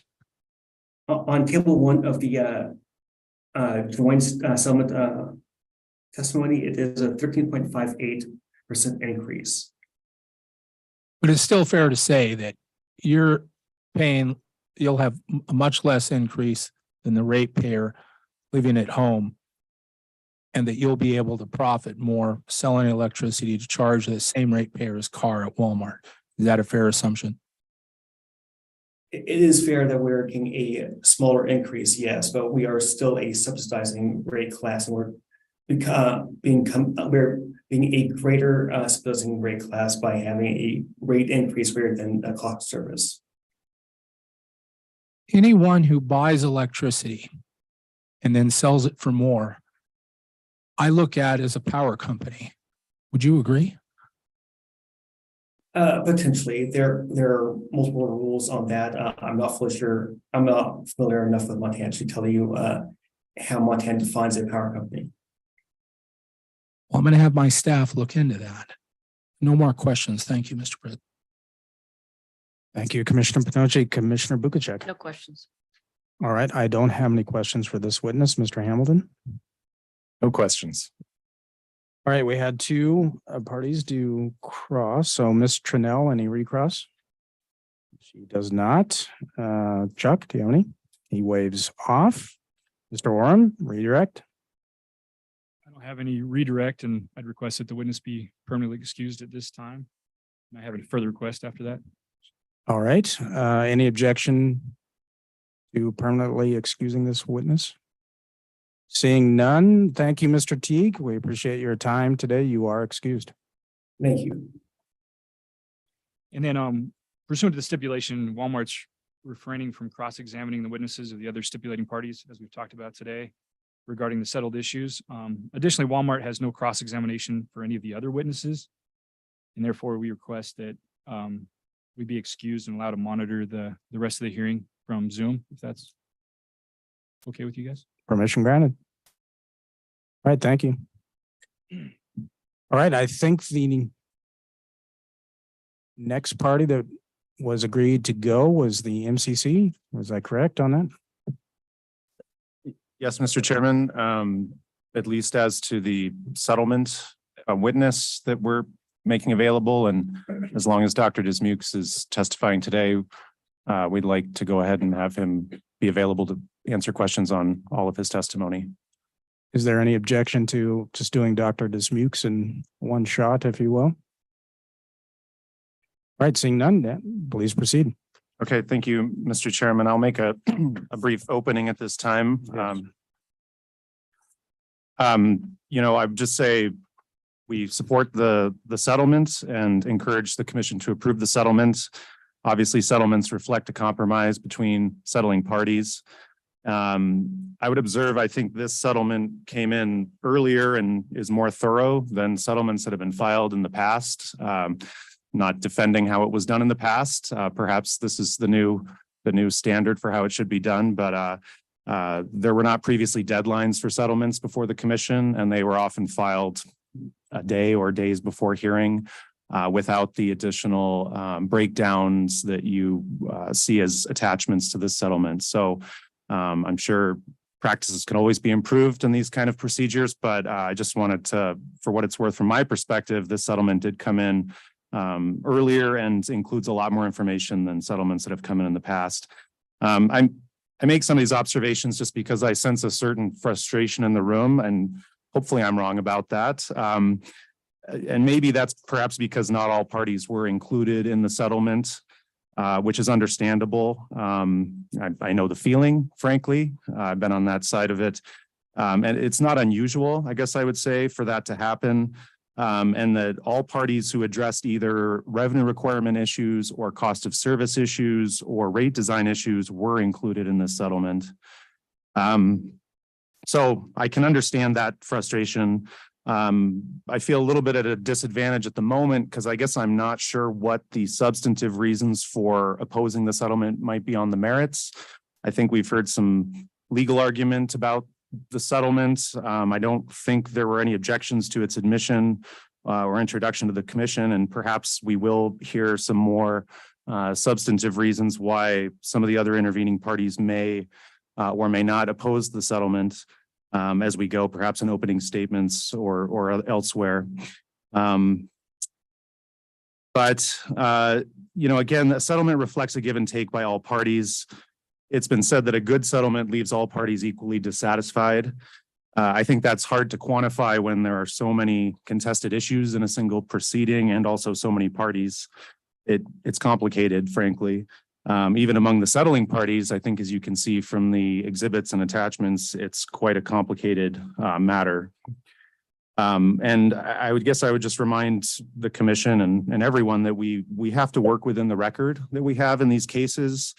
I think the record creates the framework from which parties attempt to settle cases like this. I think the non-settling parties partially got what they wanted or would get what they wanted if the settlement were approved. I guess I would urge the commission and to focus on the relief requested by different parties.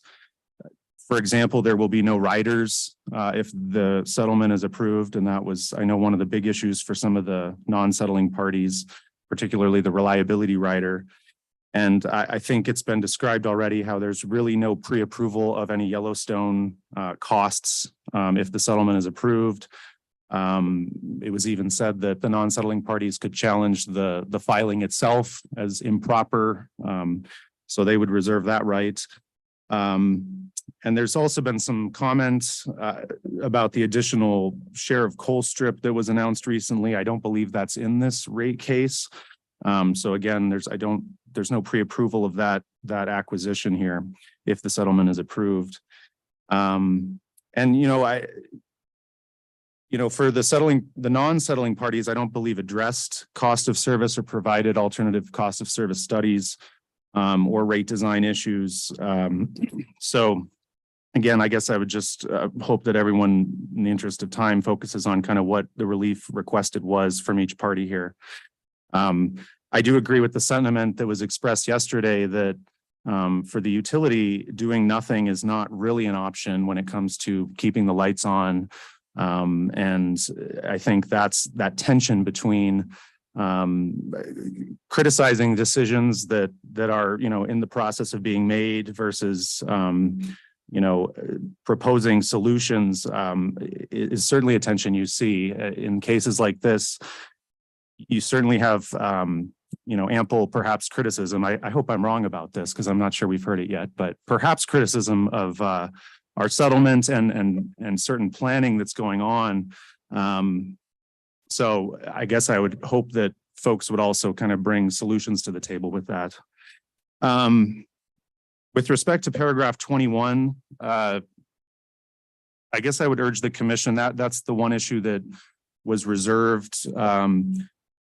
And I would urge the commission to simply require the company to file a separate filing if it wants deferred cost accounting for gas production assets. I'd submit we have enough issues in this case already, and we have a process for accounting orders, and there's nothing that would prohibit the company from making that filing as a standalone filing that we could look at on its merits under the tests that we have that already exist for deferred accounting. So that's our position on how the commission should deal with that issue. So the relief requested by us is to approve the settlement and again, to deny the request for deferred accounting in this case, recognizing that a standalone request can be made at any time. Again, I'd like to call Dr. Dismukes to answer any questions anyone has. So with that, I guess I should use the magic words. The settlement is in the public interest and would result in just and reasonable rates. And I would encourage you all to ask our witnesses those exact questions along those lines. Don't take my word for it. So with that, Mr. Chairman, I would call Dr. Dismukes. Thank you, Mr. Brown. Dr. Dismukes, welcome back.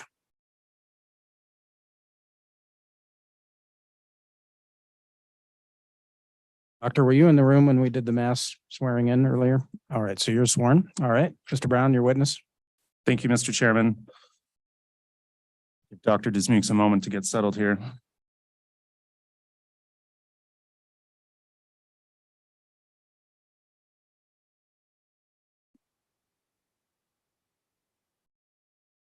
Mr. Brown, before you get started, we have a technical matter. What number is your mic? 6.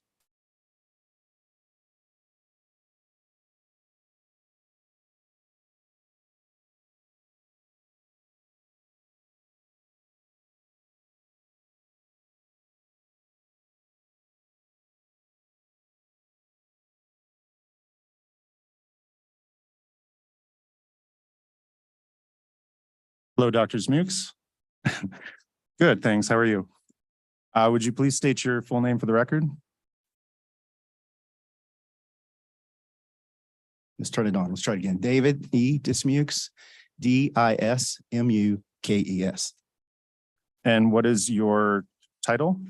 I'm a consulting economist with the Acadian Consulting Group, And who are you appearing on behalf of in this case? the MCEC. Which is the Montana Consumer Council? Yes, sir. And did you file direct testimony in this case? Yes, sir, I did. Do you have a hard copy of that in front of you? Yes, sir, I do. Mr. President, I believe the testimonies have been emailed to the court reporter. So I believe that's been marked as MCC 1. And I guess I would just ask Dr. Dismukes whether he has any changes or corrections to make to his filed direct testimony. Yeah, there's a number. Yes, I do. There's a number that appears 3 different times that needs to be changed. One is on page 8, line 7. Should say instead of 1.2, it should say 1.1. 1.25, it should be 1.1. I'm sorry, it's line 7. Page 8. I'm sorry, page 9. My vision's going. The other one is on page 112. And it appears on line 19. Same number needs to be 1.1 instead of 1.25. And then lastly, where I reiterate my conclusions.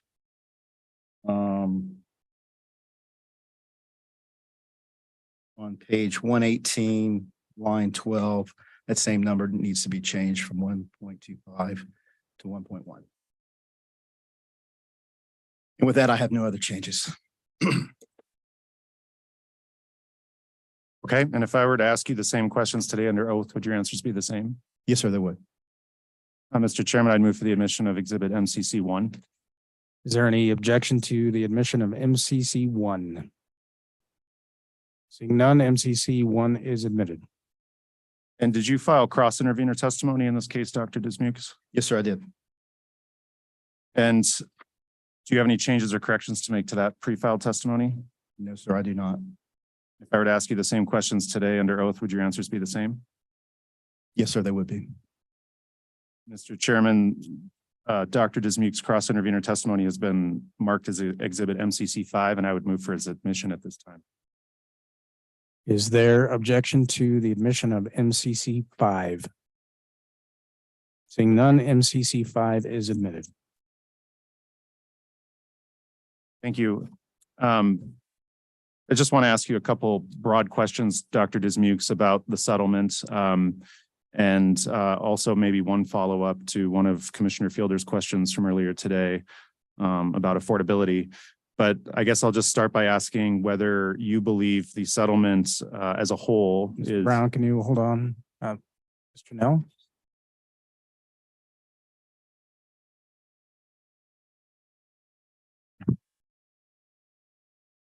All right. Mr. Brown, please proceed.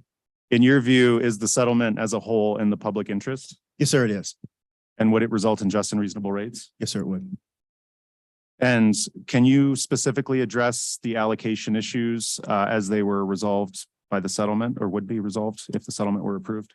Yeah, if you look at obviously a lot of interest, as you mentioned earlier in your opening statement, a lot of parties that are impacted by this revenue distribution and its proposal.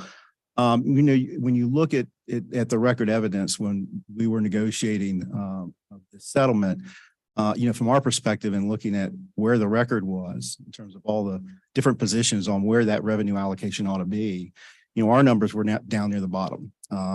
Most of those numbers were north of ours, some of which you can see in LCG Exhibit 5, I believe, were as high as an increase of 30%, which would have been somewhere around 1.6 times system average. So, you know, when you look at the exposure that I think we had as customers and representing customers in this proceeding, there was a lot of upside, not a lot of downside. There were not a lot of numbers that were lower than mine.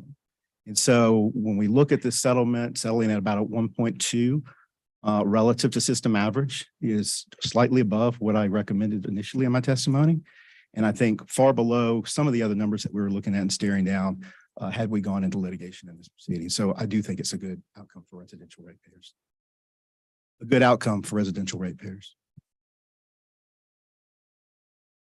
Okay, thank you. And can you just briefly address the role of affordability in your consideration of allocation issues? Yeah, I mean, that's part of it. I think I would disagree a little bit with Mr. Bieber's discussion earlier, although I think he came back and circled around and kind of said what he meant in that, you know, these gradualism adjustments and the policies associated with that, and thinking about things like rate shock are all geared towards addressing things that are associated with affordability. You don't want bills increasing too fast. You don't want them changing too quickly. You don't want to see volatility because it impacts affordability, particularly for residential customers. And so when I was, you know, providing advice on this and looking at the range of proposed increases and what that could potentially mean, settling in at a number at 1.21 is one that addresses, I think, that affordability issue pretty appropriately relative to the parameters upon which, you know, we were evaluating that revenue distribution, which was focusing off a key piece of information, which is the cost of service. Right. Thank you, Dr. Dismukes. With that, Mr. Chairman, I'd make Dr. Dismukes available for cross-examination. All right, thank you, Mr. Brown. Mr. Nell. Thank you, Mr. President. Just sort of as a housekeeping, I did want to actually ask Mr. Dismukes some questions about the bill impact statement that we got this morning, which I don't think has been moved or admitted. I had objected last night, but I want to just clarify my objection is really to the timing of what's happening here. And I want the record to be really clear and reflect what we're getting and when we're getting it. So I would move for the admission of 350 Montana Exhibit 25, which I'm going to send to all the parties right now, which is the email that we got this morning from Northwestern with what I have as an Excel spreadsheet of the total bill impact. And I assume everybody has that spreadsheet. And I wanted to ask this witness some questions from that. So I wanted to ask that question too. I would, but I don't know if that's been marked as a number or where Northwestern. I'll start with you, Mr. Brown. Okay. Would you like to Well, respond? Mr. Chairman, I guess I would suggest that perhaps Cindy Fang would be a better witness to lay foundation for that exhibit because I believe she prepared it. And I think everyone's been very flexible with the witness order so far. And so we're certainly flexible there as well. So Yes, I heard a voice out there. Oh, yes. So we don't have any issues with the document being put in front of Dr. Dismukes and questions being asked. We would ask that it be marked a Northwestern exhibit, though. I think it would be Northwestern 50 and 51. Can I say something? I haven't seen it. I've been in transit, so I haven't been able to check my email. So I don't know how much I could offer in myself. So I would defer to Ms. Fang if she's put it together. But and for that reason, Mr. Chairman, that might be an additional reason to have Ms. Fang lay the foundation for the exhibit and answer initial preliminary questions about it before Dr. Dismukes is asked about it. It would give him time to review it. Any objection to that, Mr. No? Mr. President, I have no objection to how we proceed here. I want to ask about customer bill impacts, and I want somebody to answer those questions. So if that happens after Northwestern's done, fine. But somebody needs to be able to answer questions about the impacts to customers of what's happening right now. Mr. Brown, are you proposing to have Ms. Fang come testify now in order to lay the foundation? I am, Mr. Chairman, because I think it'd be more efficient and useful than having Dr. Dismukes sort of confirm what a document says that he has no direct knowledge of. Ms. Fang even in the room? Yeah, she's in the overflow. We can have her come.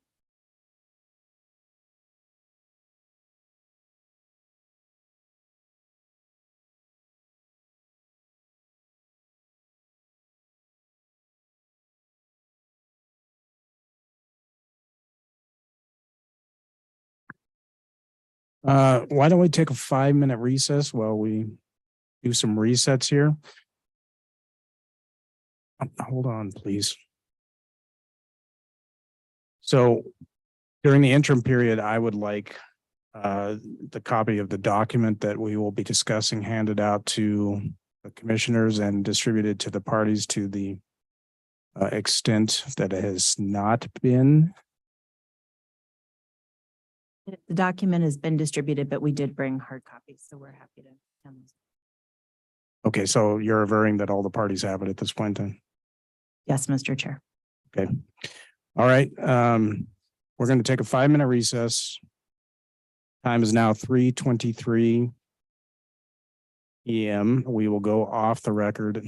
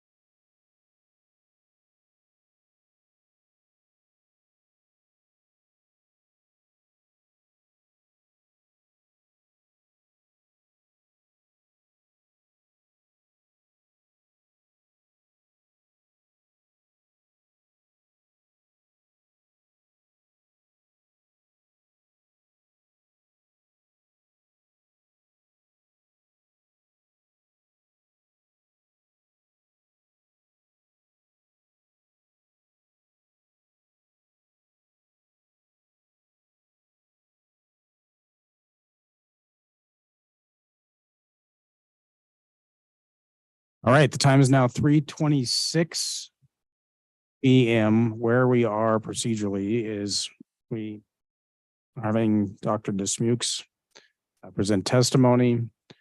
There was a request that and agreement to have Ms. Fang come and lay foundation for what's going to be marked as Northwest Energy 50 and 51. Dr. Dismukes, I'm going to temporarily excuse you from that seat.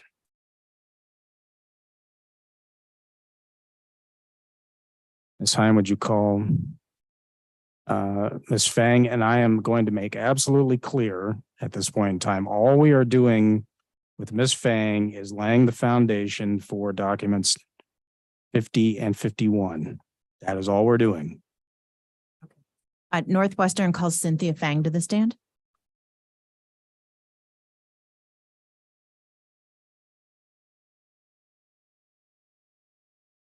Hello, Ms. Fang. I believe you were sworn in previously, correct?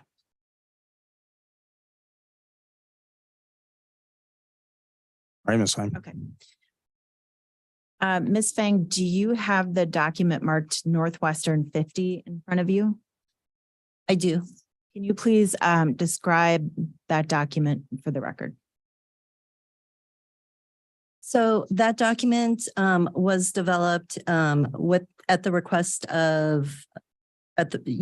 requested yesterday that compares that adds to the comparison previously provided in the bill impacts that had current effective rates compared to settlement rates if the settlement were to be approved.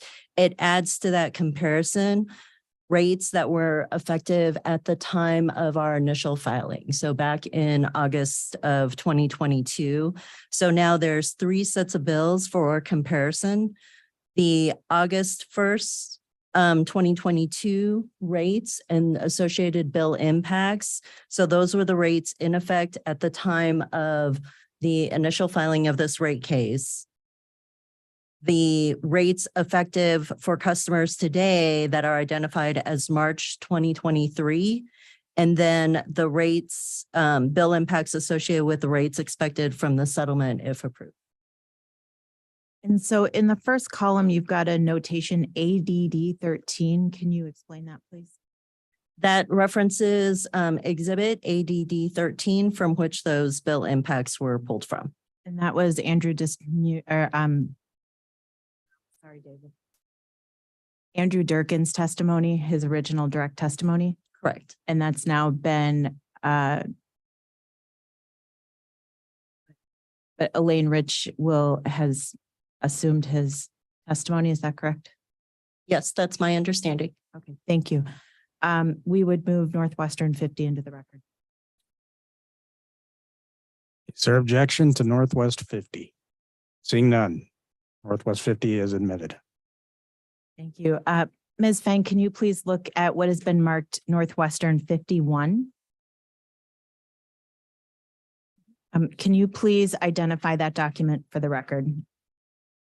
So Northwestern 51 has 2 pages associated with it. On the first page, it's set up similarly to Northwestern 50, where this looks at the bill impacts associated with our natural gas customers. And the same rate references are identified here. So August 2022, which were the rates in effect at the time of the filing of this initial rate case. Next is our current effective rates. Here on the gas, it's identified as April 2023. And then the bill impacts that would be associated with the settlement if approved. One thing I want to note is that the August 2022 column references ADD 14 with a correction, and that is to the firm utility gas contract service bill impacts. So this is a corrected value. And so just for clarity for the record, Northwestern 50 refers to electric rates and Northwestern 51 refers to natural gas rates. Is that correct? The bill impacts associated with electric and natural gas, correct? At this time, Northwestern would move Northwestern 51 into the record. Is there any objection to moving Northwestern 51 into the record? Seeing no objection, Northwest 51 is admitted.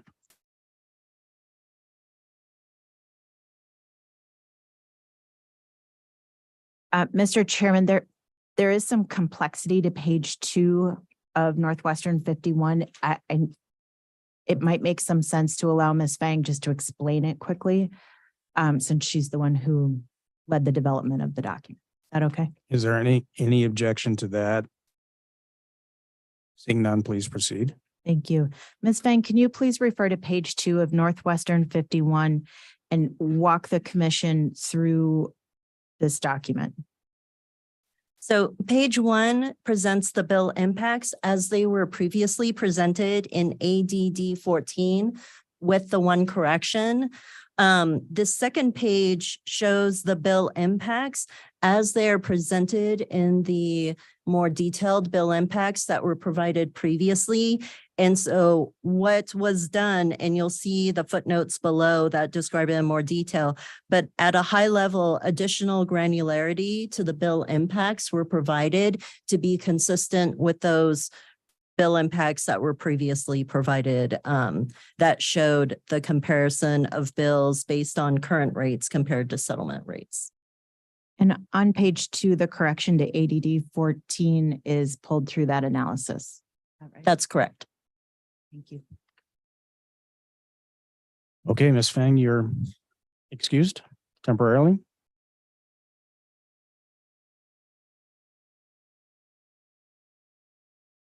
Mr. Brown, would you like to recall your witness? Yes, I would call Dr. Dismukes back. All right, Dr. Dismukes.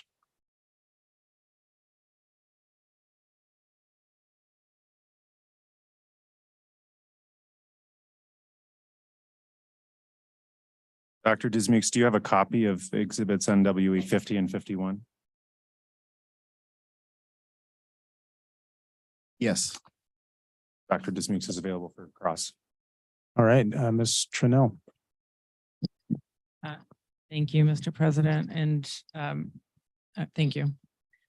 Dr. Dismukes, I think just before you left, you said you'd never seen this exhibit 50 before. Was that correct? That's correct. Did the Consumer Council enter into a settlement agreement without having seen the bill impacts of the settlement? No, that's not the case. I have not seen what came out. Looked at a number of different bill impacts. This variation off of it. Okay, so if looking Dr. at Dismukes, can you speak directly into the microphone? Yes, sir. Okay. And looking at the bill impacts here for residential customers, we see comparing the rates of August 22 of 91.27, and that's for a typical 750 kilowatt average household.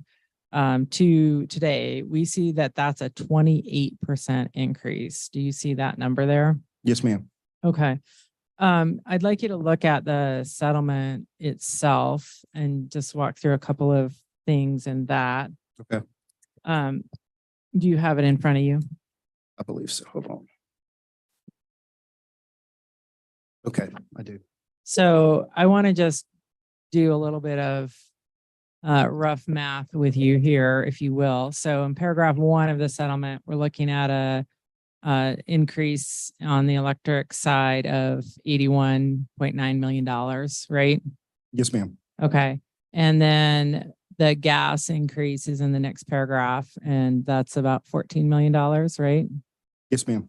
Okay. And then that doesn't include the PCAM increase that's going to happen in this case, right? Yes, ma'am. That's correct. And are you aware that that's about $69 million? Does that sound right to you? I know it's pretty substantial. Yes. Okay. So adding those three numbers together, do you agree with me that we're at about $150 million? Subject to check. Yeah. Okay. Have you ever seen a rate increase of that size and scope and magnitude in Montana before? I can't recall one. Okay. And in fact, the last rate increase in 2018, which you talk about in your testimony a little bit, was just under $7 million, right? I believe that was the base rate increase. Yes, ma'am. Okay. And the one before that was from 2009, and you talked about that in your testimony? Yes, ma'am. It was just about a little bit under 7 million, 6.5 million. That sounds correct. Yes, ma'am. Okay. So we're talking about an increase of a magnitude of a factor of 10 or more, right? Yes, ma'am. This is a large Okay. increase.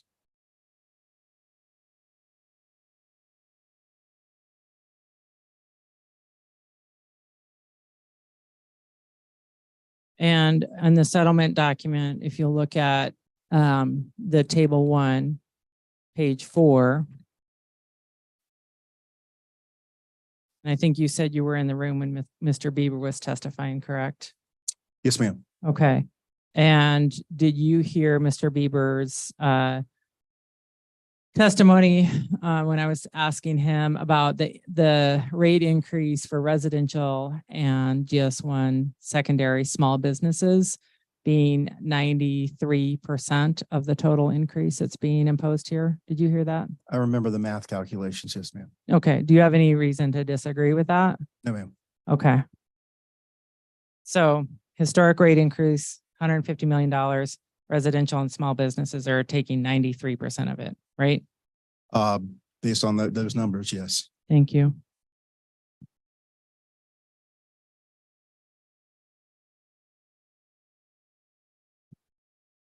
Dr. Dismukes, when did the Consumer Council start participating in the settlement conversation? Do you know? I do not remember the exact date. It was sometime after the company filed its rebuttal, but I don't remember the exact date. It Okay. ran across several weeks, as I recall. Okay. And to your knowledge, did you do anything to reach out to other interveners who shared concerns about things like the riders?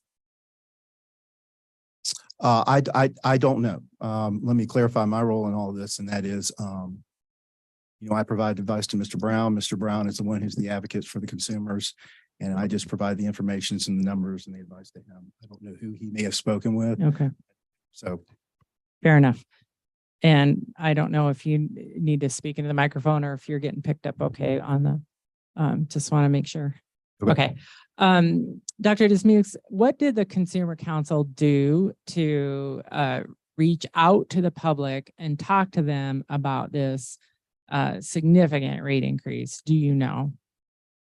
I do not know that that was outside of the scope of my work. I Do was you- focused primarily on the litigation efforts and the expert witness testimony. I did not focus on any of the consumer outreach, and I'm not super familiar with how MCC goes about doing those things. Okay. Has anyone told you that they did anything?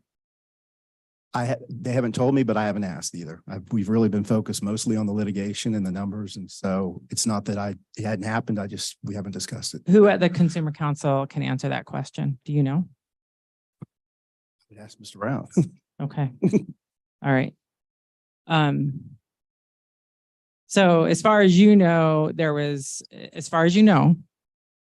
no effort made by the Consumer Council to tell anyone about the impact of the bill impact that this was going to have on residential customers, as far as you know. I don't know that I'd characterize it that way. I'm just not familiar with what happened. I believe there are public hearings usually in the rate process where customers are made aware of what's going on. I think usually most companies are required statutorily to provide that information. They're usually public hearings. I assume those things went on here, Okay. but I did not participate in those. And I usually don't as a matter of course of business where I work all over the country.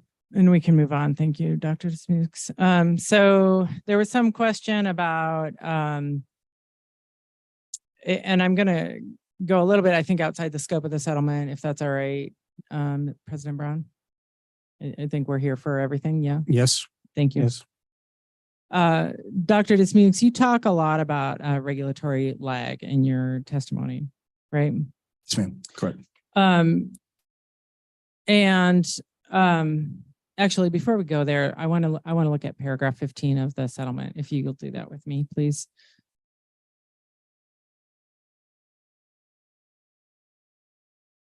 And are you familiar with how paragraph 15 is intended to operate? Have you been listening to the hearing here? Yes, ma'am. Okay. And so it's the increase in paragraph 15 is 8.4 million that they talk about up in the body of the paragraph, plus the 6.3 in the 3 bullets. So that's an additional $14.7 million, right? Yes, ma'am. Okay. And that's in addition to the 150 million that's already going to go on to consumers, right? This would come later as a PCAM base adjustment. Yes. Okay. And this adjustment of the 14.7 million, according to the language of this paragraph, would go into customers' rates when the plant goes into service or when it's turned on. Is that right?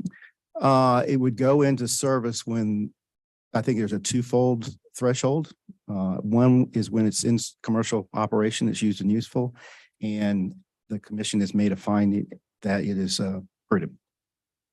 Okay, so is it your understanding the way paragraph 15 is designed to operate is that this $14.7 million increase would not be placed on customers' rates prior to a prudency determination by this commission? Is that your understanding? That's my understanding, yes. Okay, and it was that the basis upon which the Consumer Council entered into the settlement agreement? Yes, absolutely. Okay, thank you.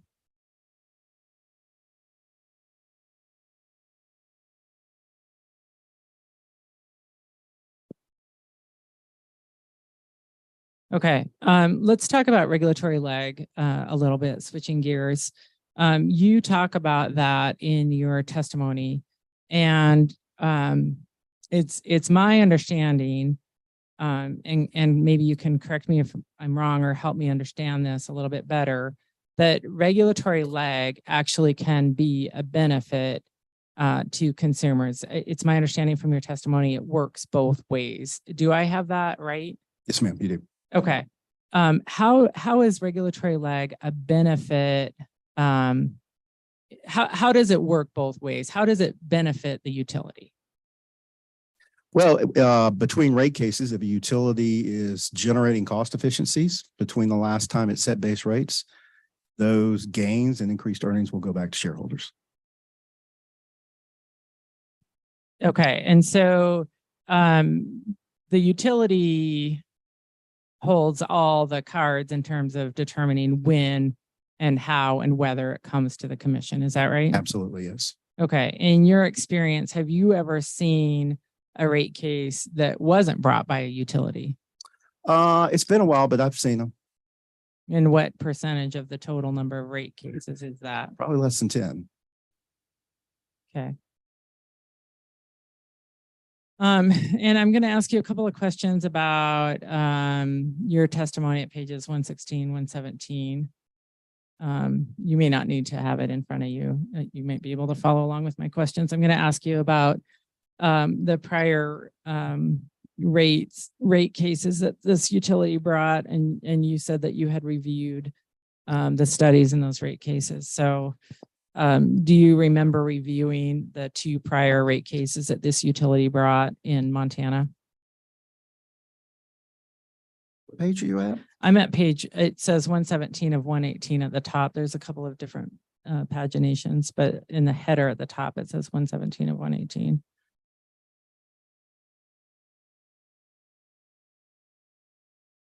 You talk about the 2000. Oh, yes. Okay. I see. All right. I see what you're saying. Yeah. This had to do with the marginal cost of service study, not the embedded cost of service study. Yeah, right. Exactly. But what my question, Dr. Dismukes, is just really directed to the previous rate cases. And did you review the 09 and you call it the 17 rate case? I think it's also called the 2018 rate case. Yes, ma'am. Okay. And so you're familiar with the fact then that the initial application of the utility for a rate increase in 2009, let's talk about that case first, and regulatory lag and the impact on customers and the utility. So in the initial application in the 2009 rate case, that the utility asked for a rate increase of about $15 million. Do you remember that? That sounds familiar. Okay. And they were granted an interim rate increase of about $12 million, pretty close to what they'd filed for, right? That sounds correct. I don't remember the exact number. Okay. And then there was a final order in that case that set the rates at about, well, we talked earlier, they were under $7 million, right? That's correct. Significantly less than the interim. Yeah. Okay, so how is a utility harmed if it's receiving interim rates that are quite a bit higher than what the final order actually grants the utility?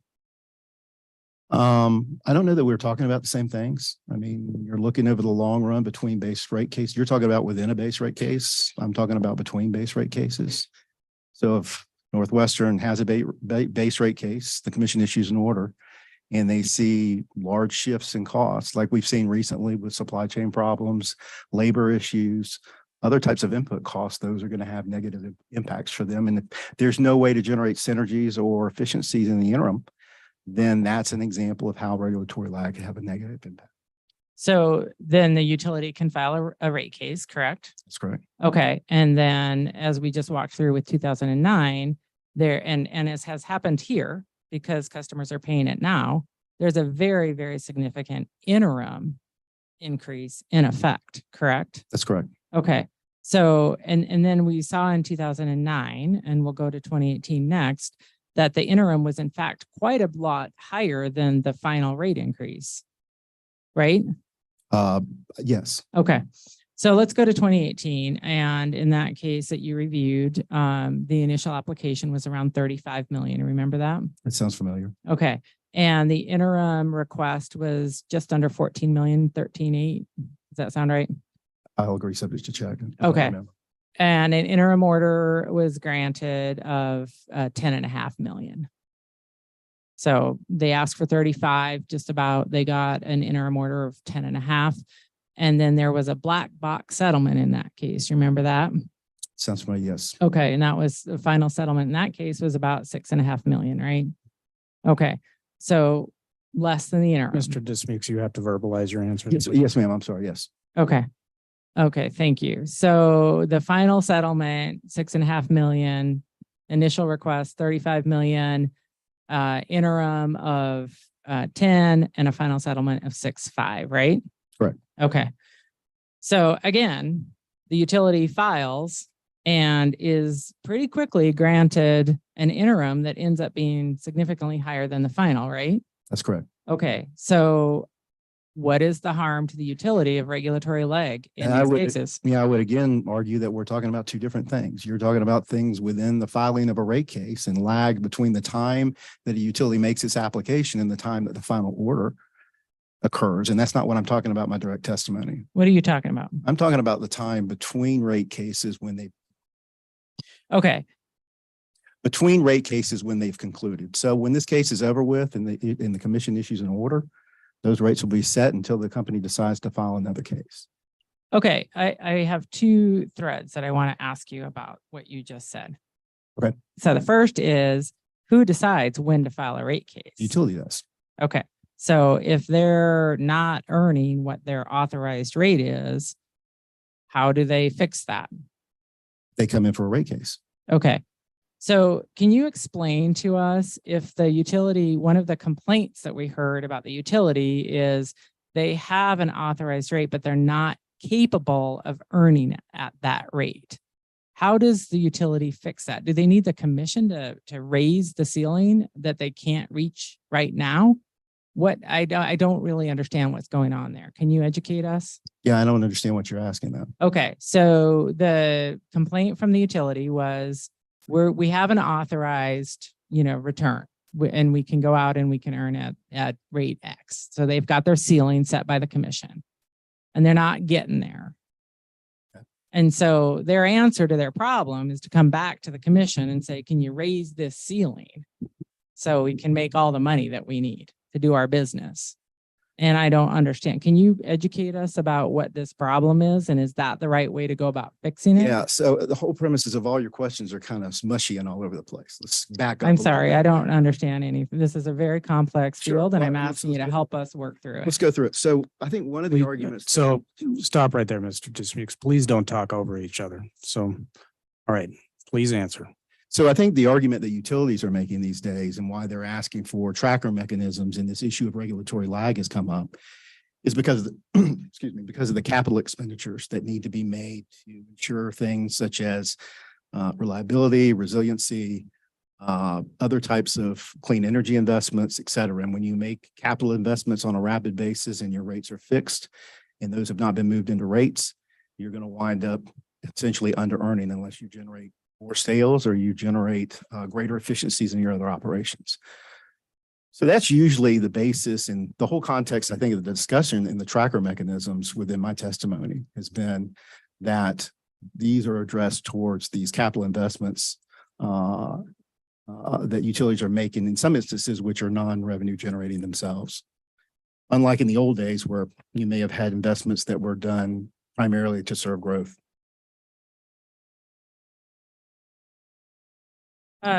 What rapid basis capital expenditures has Northwestern incurred? Well, I think in this instance, they were looking at reliability related investments, and hence the reliability tracker. They were looking at technology issues, so hence the business technology tracker. Or riders, as they were calling them. Riders trackers, yes, they're usually the same thing. Okay. And okay, so you said they were talking about the riders, but my question was, what capital expenditures were they facing? Well, making capital expenditures to meet reliability requirements like reconductoring, putting in closers, undergrounding. I don't know the specific list of things, which was part of the problem with some of these. Yellowstone was another one to maintain reliability. Okay. IT investments, those are all capital related investments. Let's go back to paragraph 15 of the settlement, if you would.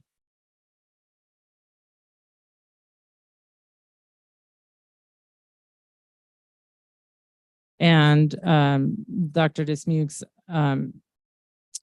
it's my understanding of your testimony that from the Consumer Council's perspective, the incentive, you would like to have an incentive to control costs remain within the PCAM. Do I have that right? Am I summarizing that correctly? That the Consumer Council wants there to remain an incentive on the utility, so the 90-10 sharing. Yes. Okay. And so how is it that allowing a $15 million one-time reset to the PCAM, how does that incentivize the utility to control costs? Well, if those costs based on paragraph 15 are not prudent and the commission makes that finding, they'll never go into rates to begin with. And if the commission finds that they're prudent, then they're not inefficient expenditures. They're used and useful and required for setting rates. Okay, thank you.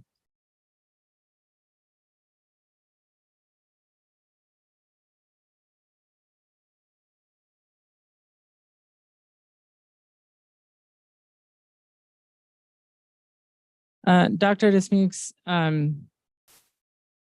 how would the consumers of Montana taking 93% of the increase, which is at the high end of the initial application, how would we be worse off if we went to a hearing and ditched the settlement? So good question. Again, I think it's important to go back to the basics, and you're looking at settlements, and settlements are a one big package. It's not just the revenues and the rates alone. I mean, we're looking at relatively large rate increases, even under MCC's own proposal. I think we're somewhere around $66 million increase anyways, from our own revenue requirement witness. And it could be a lot worse. As I mentioned to you before, there were no other consumer advocates filing testimony in this proceeding that recommended caps or boundaries on the revenue distribution that were anywhere near what MCC was arguing. And as I've told you before, and I think the commission can see from the large consumer groups exhibit, some of those proposals, there were opinions there that those numbers could be anywhere from the 23 to 25 to 30% range, which would have been much higher than what happened in the settlement, which is considerably lower. And in fact, that base revenue increase is going to be more aligned and more akin with what we recommended in our direct testimony than what a lot of the other interveners did in terms of a revenue allocation perspective. So that's a big issue, and I think that's important. The other thing to keep in mind is all of these trackers could have been used for year in and year out rate cases from increased capital expenditures that could have rivaled what we see in this base rate case too. So having that as a package is an important thing. The other thing is with the settlement that is equally important is the fact that we held the return on equity that's allowed for the company constant at 9.65. There's a lot of arguments in today's markets to increase that cost of capital because everybody I'm sure is familiar with the interest rates increases throughout this business right now. We're seeing utilities request relatively large ROEs in reaction to those changes in capital markets. So we walked away with nothing. And I can tell you in the last 3-4 years that I've been working all across this country in 27 different states, I've never seen that happen in a settlement. So you put all those things together, you think about that package in total, I think ratepayers are better off. Is it unfortunately large? Yes, it is. It could have been a lot larger, and I think we negotiated a good deal in good faith and one that's in the public interest. Okay, so the ROE, it could just be a reflection of the fact that it was already high. I mean, there are lots of drivers and inputs there, right? I do want to ask you about the application and the settlement relative to the initial application in the context of prior rate cases, because this is unusual, and the outcome that the actual final settlement is really relatively close to the initial application. So let's just go through those numbers. The initial application on the electric side was for 91 million. Right? Does that sound right? About right? No, it doesn't sound right.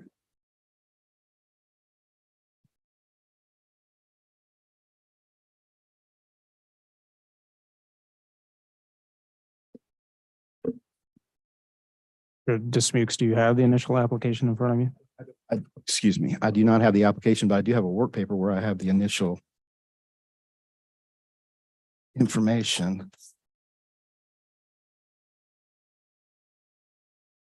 I have 102.8 million, 102.9 million.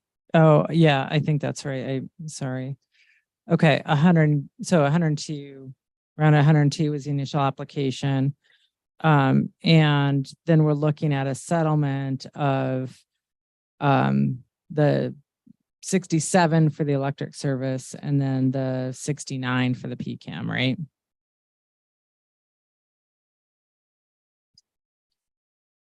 Yeah, I'm not sure. I'm focusing here on this on base rates. Okay, and fair enough. Let's compare apples to apples. So the 102, and then we get to the 67. So that's what, 66% of the final? Mr. Nell, just a clarification. Are we on the initial application at this? I'm asking him about the initial application data point and the settlement final that the Consumer Council has agreed to, that metric All right, comparison. thank you for clarifying. So as a percentage of the initial application, the final settlement is about what, 66% of what they asked for? Is that roughly? Sounds about right. Okay.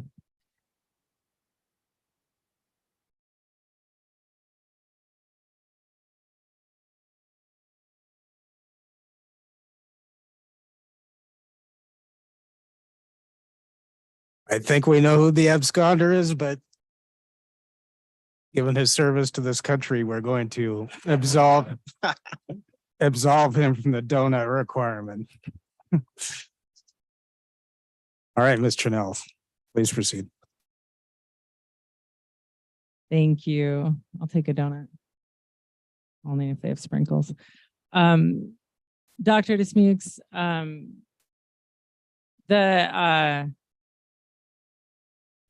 you familiar with the history of the PCAM in Montana and it's how it got started? Yes. Okay. So you're aware of the fact that it was a utilities proposal for sort of an alternative to a cost tracker. Is that fair? Yes, for fuel and purchase power. Okay. And it was the shift from mandatory trackers to permissive trackers that was the impetus for the PCAM to take place, right? Yes. Okay. And the mandatory trackers, is it fair to say, were becoming really mini rate cases? That's my experience, that those trackers can tend to be that way. Okay. And lots of costs were being dumped into the trackers that were really better served. The customers would be better served if they were in a full rate case, right? That's usually the case, yes. Okay, so then when the statute changed in 2017 from having them be mandatory to permissive, what happened was really the effort was to push the utility into really a full rate case so the commission could get a better picture of costs and revenues in one sitting, like we're doing here today, right? Okay. I mean, I'm asking you. That makes sense. I don't know that I've read that explicit legislative intent, but I think the intention was to try to generate more efficiencies in the rate making process. So I think I could agree with that. Okay. And the PCAM arose out of that shift from mandatory to permissive tracking as a utility's proposed methodology for allowing recovery in between rate cases of expenses that they can't control, right?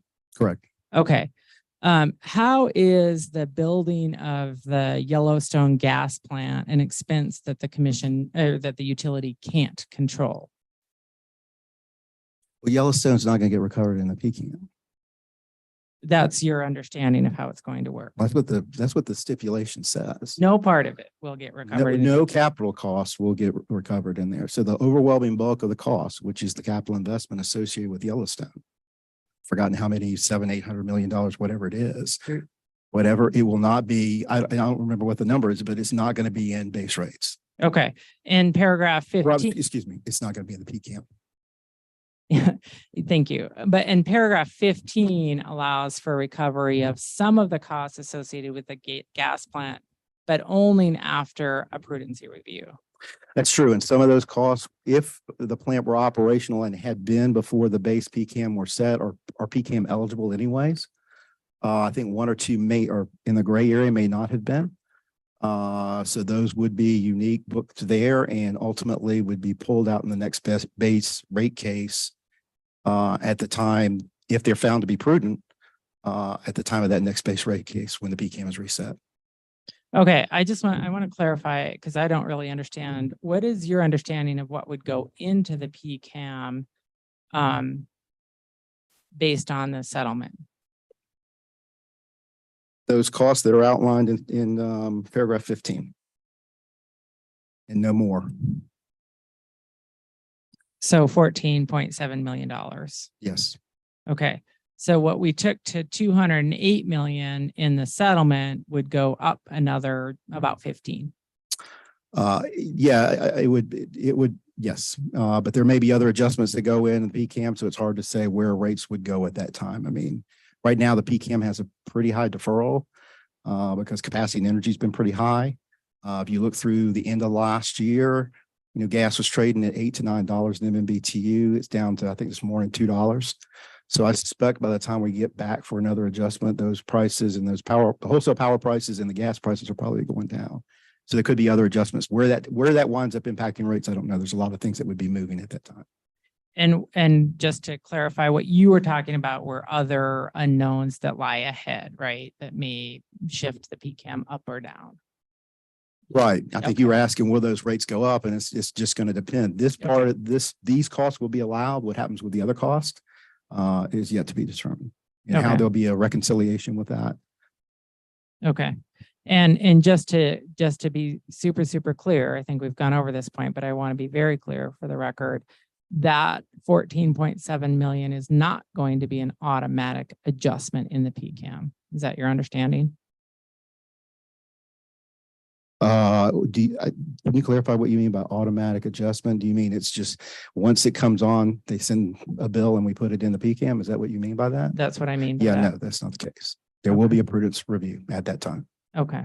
Because if the plan is not used and useful, it's not been prudent, there's no need to move these costs into rates. Okay, thank you.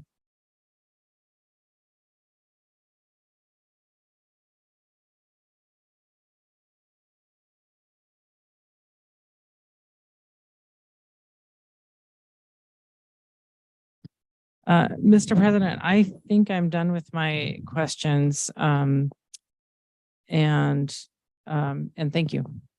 Thank you, Dr. Dismukes. You're welcome. All right. Thank you, Mr. No. Mr. McGraw. No questions, Mr. President. All right. Thank you, Mr. McGraw. Renewable Northwest. No questions. Thank you. All right. MEIC. Ms. Harbine. Thank you. I do have a few. Thanks. Good afternoon, Mr. Dismukes. I'm Jenny Harbine. Good afternoon. We've met before, representing MEIC, Montana Environmental Information Center. Ms. Harbine, you have a very soft voice. You moved that right I in. can say the opposite. All right, please proceed. but I promise not to bark, as they call it. Your direct testimony in front of you. I want to ask you a few questions about that. Yes. Toward the end of your testimony, you have a really helpful explanation, helpful to me, about the embedded cost of service study methodologies. And you talk about 3 steps: functionalization, categorization, and allocation. Am I getting that right? Yes, ma'am. On page 85, you discuss certain challenges in the functionalization and categorization steps there. And I'm looking, let me find it. At the bottom of 85, you're talking about joint and common costs. It was your testimony that that those costs can be difficult to compartmentalize. Is that correct? Yes. And then at the top of page 86, can you read those first 2 lines discussing the difficulty there? Yes. The process of developing these cost allocation factors can be subjective and is often imbued with policy considerations. Okay, thank you. You go on later on that same page, page 86, to discuss analytical deficiencies in cost causation. Is that right? Yes.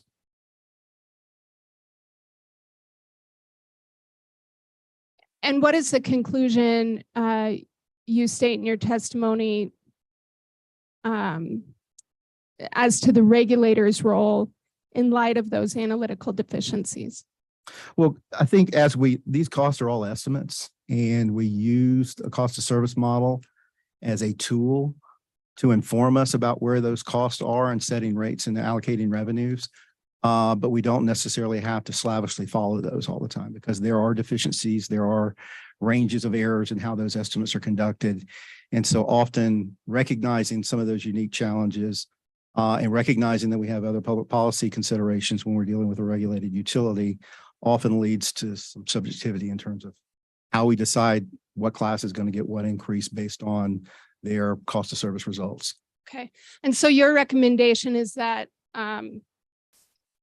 regulators or public service commissioners use the cost of service study results as a guide rather than considering themselves bound by those results. Is that right? That's correct. Regulators aren't bound by those results, but they're often, I don't want to diminish the importance of the cost of service study either. It has its limitations, but yet one of the reasons why I think in the regulatory process we rely on it so closely is because it gives us a bit of an objective tool to help balance those considerations. And we use that subjectivity more at the margin than we do as picking winners and losers, which could become arbitrary and could wind up having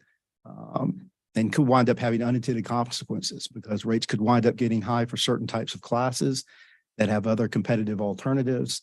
They could wind up leaving the system, generating their own electricity, and leaving a lot of the fixed and common costs that are associated with the system that are long-lived for other ratepayers to recover and wind up being self-defeating. So there's some give and take in that process. Okay. And I hear you saying that cost of service studies can provide a certain amount of objectivity, but you also testify that there are certain methodologies that can produce bias in the allocation of costs, correct?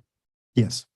And some of those biases, for example, can tend to allocate relatively higher costs to smaller customers, residential, small businesses. That's correct. And that those methodologies can present an unreasonably low cost allocation for larger customers, correct? That can happen, yes. Did you file cross-intervener testimony in this case? I guess you did, and it's marked and admitted as MCC 2-5. Sorry.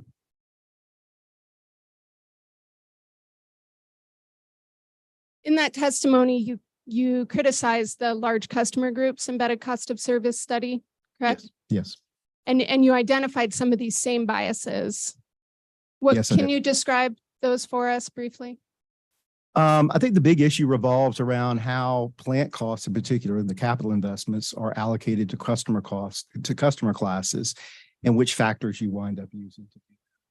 As a general rule, those factors that tend to be more demand oriented will favor a high load factor customer because their loads are going to be more steady. Those that tend to have more energy oriented measures or heavier weights towards an energy based measure are going to have allocations and outcomes that are typically going to be more favorable relative to the other ones for lower load factor customers like a residential or small commercial customer. Okay.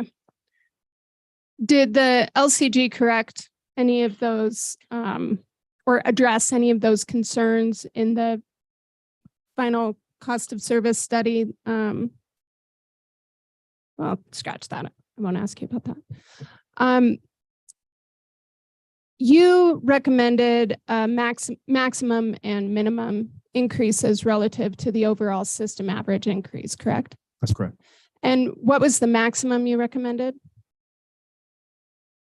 The maximum was 1.1. Okay. And that's the correction you offered here today? Yes. Okay. And what was the minimum that you recommended? 0.53 times system average. Okay.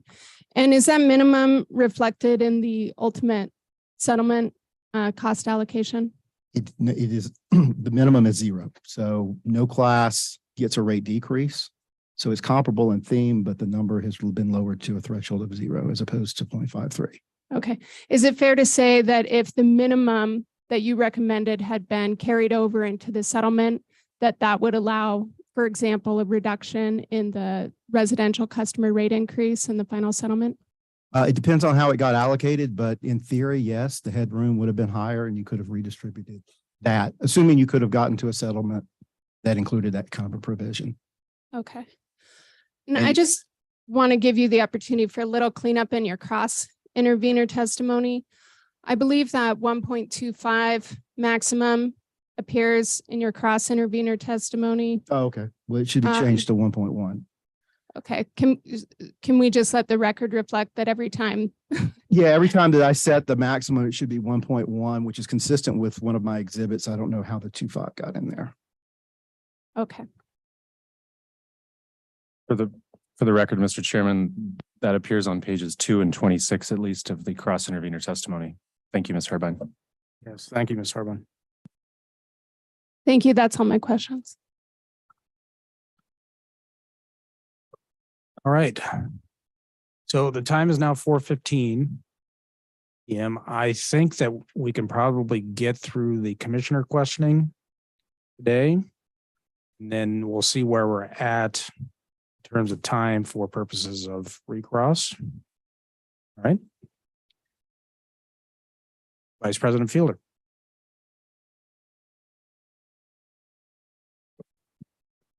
Thank you, Mr. President. Dr. Dismukes, at one point in your oral testimony today, I think you summarized MCC's position that this rate increase was unfortunately significant, but was just and reasonable. Could you expound on why MCC has taken that position, please? Well, overall, it reflects a substantial movement relative to what the company's initial offer was. I don't think it was entirely it's slightly higher, but not inconsistent with where I think our revenue requirement experts were in the rate case itself. As I've mentioned earlier, the revenue allocation of that increase is comparable to what we put on in our direct case. It's a little bit higher.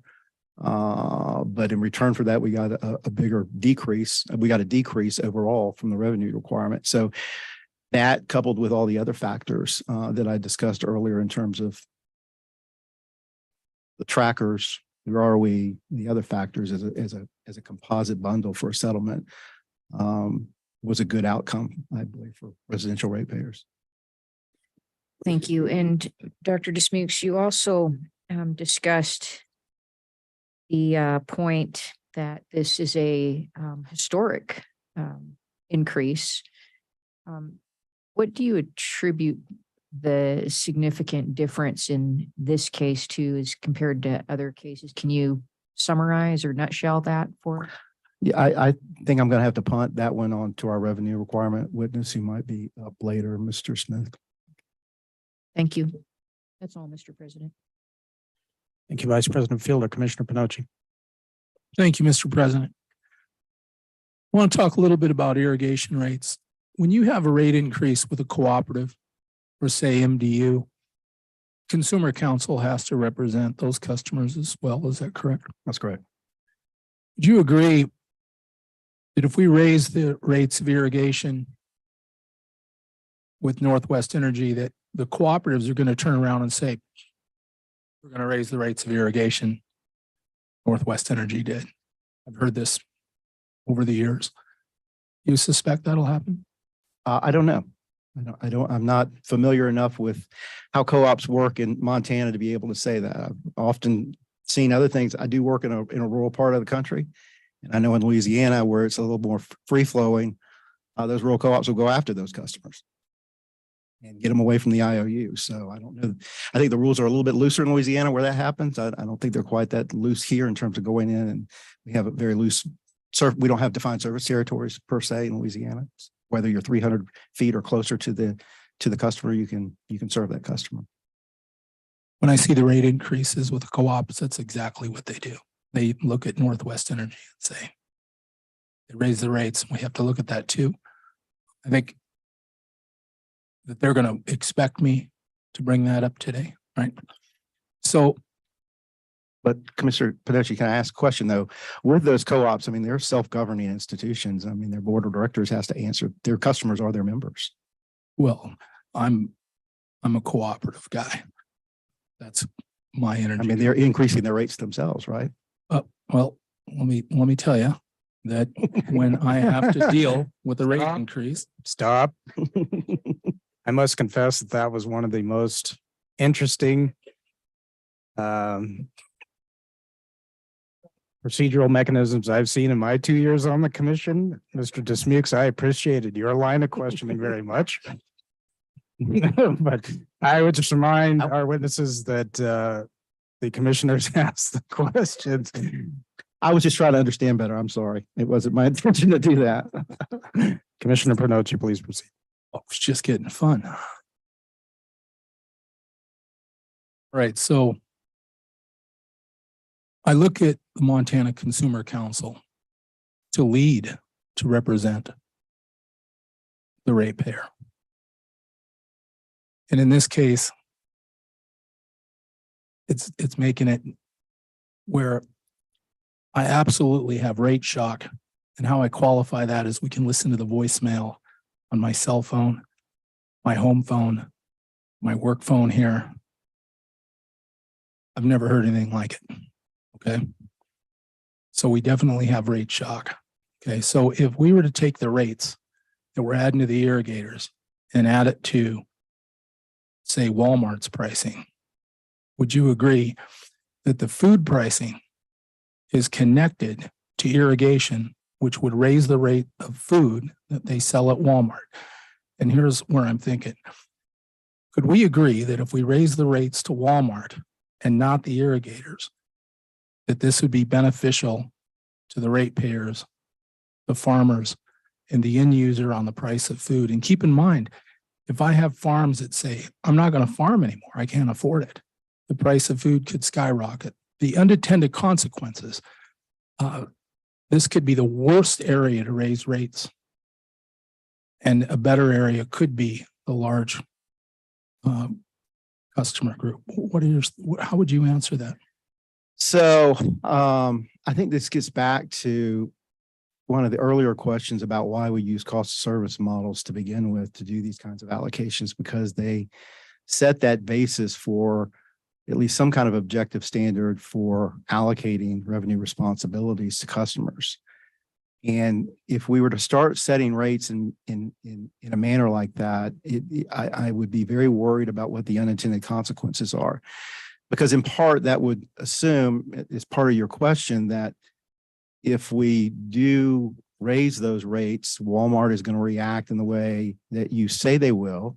And I'm not saying they will or they won't. I just don't know. And that they will do it for each store, or they will do it throughout their whole pricing structure, et cetera. And we don't know that either. And as regulators, I don't know that y'all have control over those. You can't require them to do something like you can a utility. So I think that creates part of that problem in terms of setting rates and setting responsibilities for rates based on factors that go beyond cost considerations and go well beyond cost considerations. I'm not suggesting that, and I just don't know. I'm not as familiar with the cost structure for Montana irrigators right now, what that would mean for them. It is, but to go in and I think, pick winners and losers on this, hoping that a certain outcome would occur, is a little bit risky. It could create regulatory risk and unintended consequences that could come back and harm residential customers or some other group of customers as well. I'm glad you brought that point up, unintended consequences, and just how you explained it. I'm going to have a lot of ratepayers and irrigators listening to this, so let's practice that a bit. I could count the Walmart stores in Montana probably on 2 hands. I could not count the other grocery stores in Montana that don't get the rate Walmart does. We raise the irrigation rates, and all the stores pay more, but not Walmart. The unintended consequences is Walmart's a winner over all the other stores, but everybody's going to pay more at the source for food prices. I think they're going to be listening to that pretty carefully. So back to the question. I think that we are better off to raise the rates to Walmart and not my irrigators, because all the stores, the hundreds of stores benefit, not just Walmart. We just heard that they're going to get a special rate on electricity, and there's a possibility they're going to be able to sell it for more to charge cars. Listen how crazy that is. Maybe people will take their charged car home and then sell the Commissioner electricity. Pinochi, I presume there's a question at the end of this. Okay, the question is this: are we better off as a consumer council and the Public Service Commission to say there's a benefit to raise the rates to the large customer, Walmart, and that's a better benefit for the public, which will benefit all the grocery stores having lower food prices, then we give a special rate to one line of grocery stores, but none of the other stores? How do you want me to answer that? How would you answer that? Well, if the grocery stores in Montana are taking GS secondary service, they're going to wind up getting an increase under this proposal in the settlement. So I don't understand how Walmart gets one and the other grocers. I don't understand how they would wind up being able to segregate themselves in terms of rate changes. Okay, let's start here. Does Walmart pay a lower price for electricity than the mom and pop grocery store that sells the same food the farmer produces in Montana? Yes or no? I don't think they do if they're taking service off the same tariff. I think they pay a higher price. Yeah, I don't know. All right. Well, I would just remind you, Commissioner Pinochi, that we have a record in this matter that has been presented by the parties to this matter, and I'd ask you to confine your questions to the records and evidence presented, please, Commissioner Pinochi. no more questions. Commissioner Bukacek. Okay, Mr. Dismukes. Good to see you again. Good to see you. Thank you. All right, so I'm going to pick up on a point that I think that Commissioner Pinochi was making as part of his questioning. And this is going to be a most fundamental and basic question.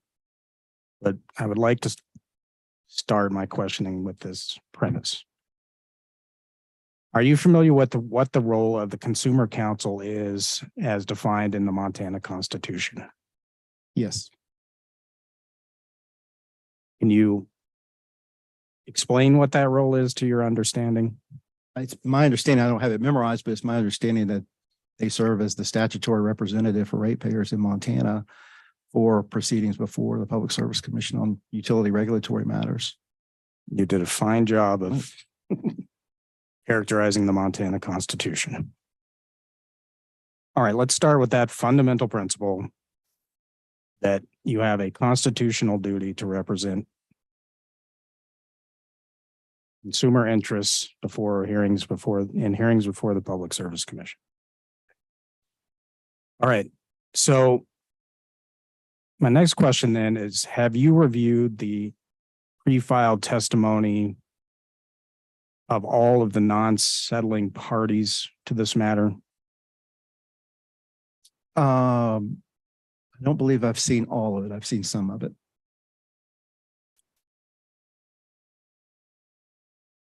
All right, then based on your knowledge, do you know if any of the non-settling parties have proposed a revenue requirement that they think is just and reasonable? I have not seen one. I'm not aware of one.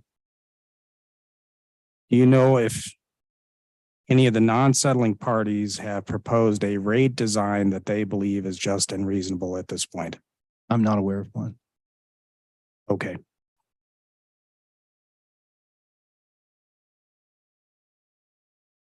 Okay, let's move forward then. So you're obviously familiar with the settlement agreement, correct? Yes, sir. Do you have that in front of you? I believe you do. Yes, sir, I do. Okay. So have you reviewed the settlement agreement's proposed rate design? Yes. Okay. Based on your review, is it your opinion that the rate design proposed in the settlement generally adheres to sound rate making principles? Yes, sir, I do. Can you elucidate on that? Yeah, I mean, first and foremost, they are grounded to a range and considerations of cost of service that are presented in the record in this proceeding. The increases are bounded by policy considerations to assure that no one class gets a uniquely disproportional rate shock. For instance, the proposal for residential customers is capped around 1.2 times the, 1.21 or so times the system average, which governs how high that increase could be. No class has gotten a rate decrease in this proposal. There have been zeros, which means that depending on your position on what the appropriate cost of service methods are, there's anywhere from 9% to a higher percent of cost of rate reductions that could have gone to those customers that in turn was carried over to other customer classes that you heard Mr. Bieber talking about to help minimize the shock to them as well from a policy consideration. So when you take all those together and you think about fundamental rate making and the principles and policies that go on, I think it's consistent with those. Okay, so sticking with the rate design proposed in the settlement agreement. Is it your opinion that the affordability, if you understand what I'm talking about when I use that term? Yes, I do. Is the affordability for each customer class as set forth in the settlement supported by sound rate making principles in your opinion? I believe it is through the cap that we put on the upper boundaries for those increases. Talk more about the cap. Well, I mean, they weren't allowed to go to full cost of service. And if you had looked at the company's cost of service alone, I think those numbers would have been somewhere in the 23 to 25% range, depending on kind of what you're looking at. If you looked at LCGs, that number could have been as high as 30%. My recommendation originally was 1.1. We went up a little bit to 1.2, just to help the process and to come up with what I think is a reasonable solution to that. Were you here yesterday? No, sir, I was not. Okay, but you were here this morning. Yes, sir, I was. Yes. Okay, you've heard a I'm sure you've heard a lot of questions, both from the parties to this proceeding as well as to by commissioners, directed towards the affordability of rates, correct? As proposed in the settlement agreement. Yes, sir. So I'm going to give you the opportunity as the settling party witness for the Montana Consumer Council to detail what evidence the stipulating parties considered when determining the relative affordability of the rates for the various customer classes. Can you walk us through what you looked at?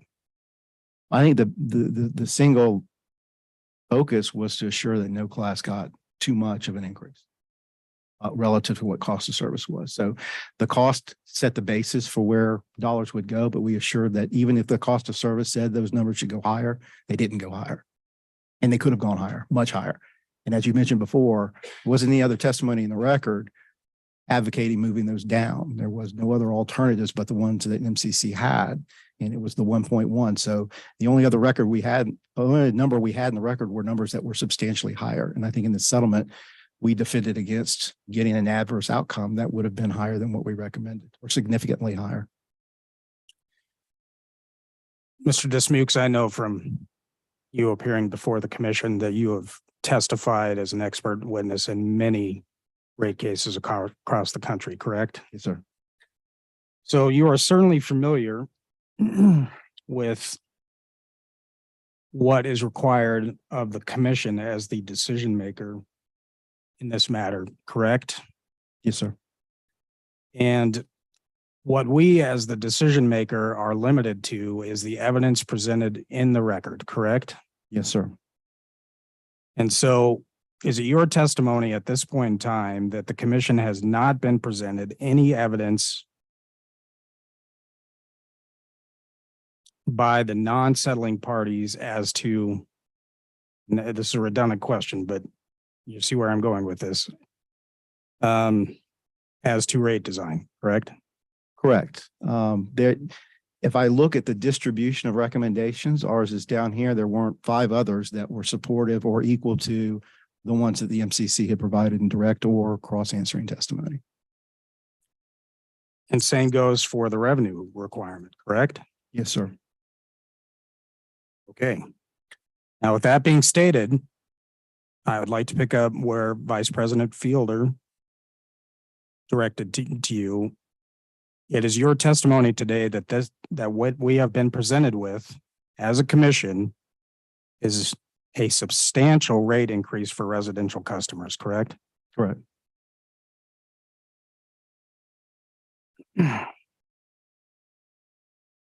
Okay. So with that stated, if I refer to the YCGS or Yellowstone, do you know what I'm talking Yes, about? sir. Okay. And if we have a scenario where YCGS is included in rates at a later point in time, that scenario will also likely result in increased rates, correct? If the commission finds it's prudent, it would result in an increase once it's entered into rates.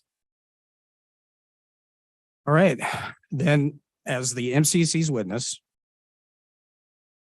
in your opinion, is there anything that the commission has been, any evidence that the commission has been presented with that the commission can use at this point to provide relief for residential ratepayers?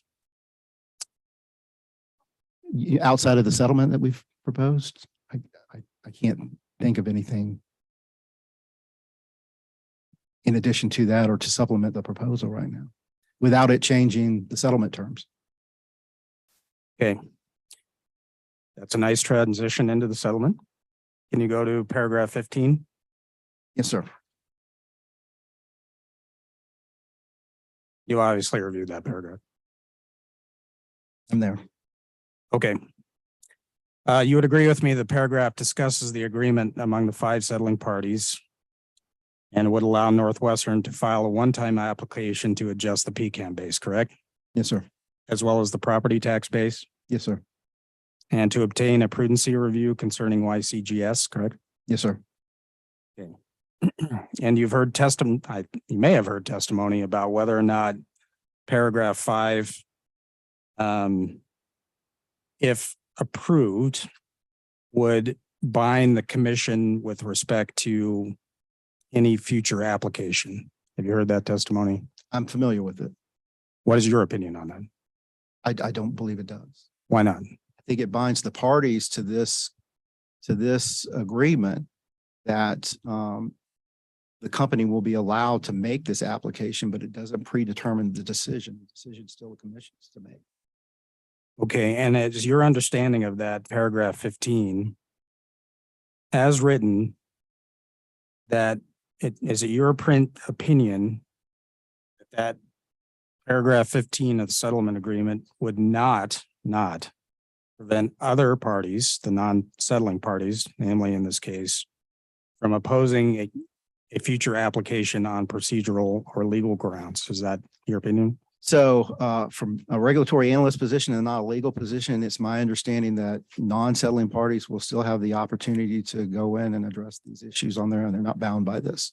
Nobody's bound by this but the parties that are signed off on it. And again, only with regards to allowing the company to do this and to make its case before the commission that the assets needed and it's used and useful and it's prudent. All right, thank you, Mr. Dismukes. Okay, back to the settlement agreement, the Sleepy Hollow provision. Are you familiar with that? A little bit. Little bit. Okay, well, we'll start with a little bit and we'll sort of explore your knowledge, all right? Okay. Okay, did you review the elements of the settlement agreement that address the Sleepy Hollow gas system? I have reviewed them, yes. And is my understanding correct that the settling parties agreed that 600,000 was the rate base for Sleepy Hollow? That's my understanding. Okay, to the extent that you know and have personal knowledge, then do you know what elements, if you will, make up that 600,000 proposed rate base? I do not know. I think Mr. Smith will be up later via the internet and you can ask him. Okay, I appreciate that. Okay, let's move to the FERC transmission revenue, which I believe is in your direct testimony. Yes, sir. Okay, do you have your direct testimony in front of you? Yes, sir.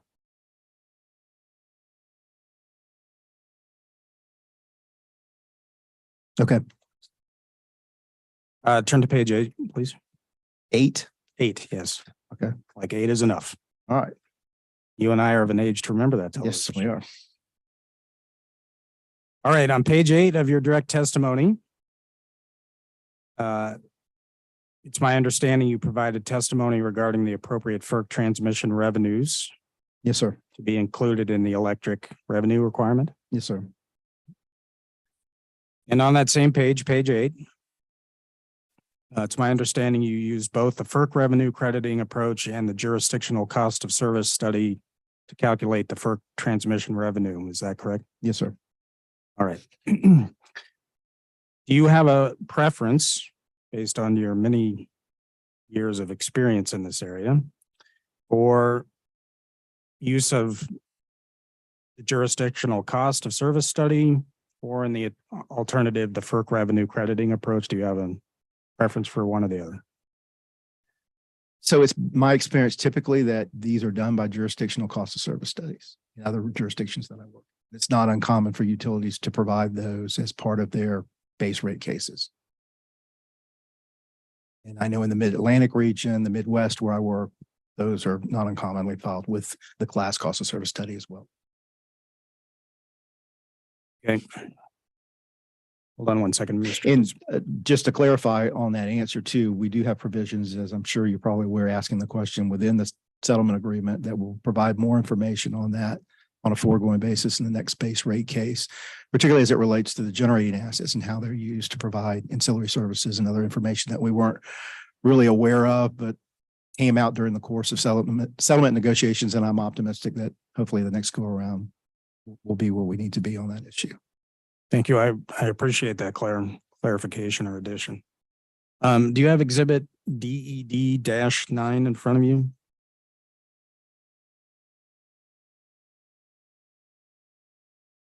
This will be the calculation of transmission credit.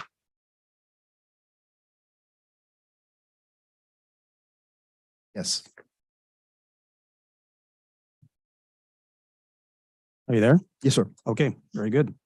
Can I ask you questions about this? In exhibit DED-9, you estimate the FERC transmission revenues using the revenue crediting method and 2021 actual FERC revenues, correct? Correct. And your estimate resulted in proposed FERC T&D transmission revenues of 75.8 million. Is that correct? Correct.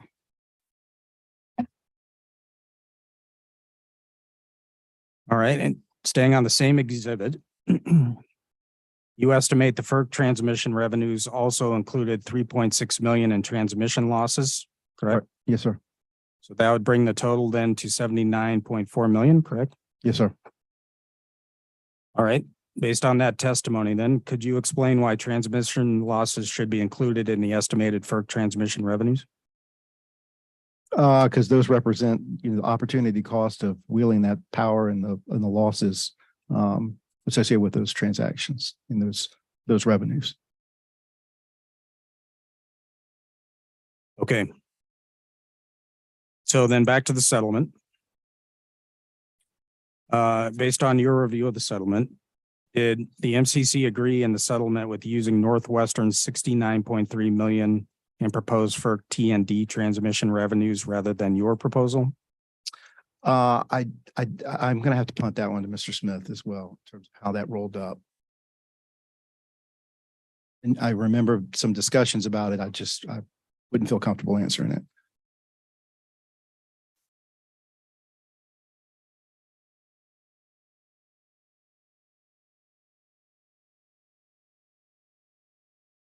All right, Mr. Dismukes, I always appreciate your testimony and your style. One final question. Would you agree, would MCC, I'm not going to use you, would MCC agree that a 2-year average of 2021 and 2022 FERC T&D transmission revenues, could they serve as an accurate, I'm going to back that up. Strike my questions, restart. Mr. Dismukes, would Consumer Council agree that a 2-year average of 2021 and 2022 FERC T&D transmission revenues accurately reflect prospective FERC T&D transmission revenues? I mean, they could, if the commission wanted to do that. My concerns have been matching those up with test year expenses and other things, but I mean, if the commission felt compelled, that would be a reasonable approach, yes. Okay, Mr. Hamilton. Thank you, President. Dr. Dismukes, just a few follow-up clarification questions. Could I refer you back to the settlement agreement? Yes, sir. And in particular, paragraph 21.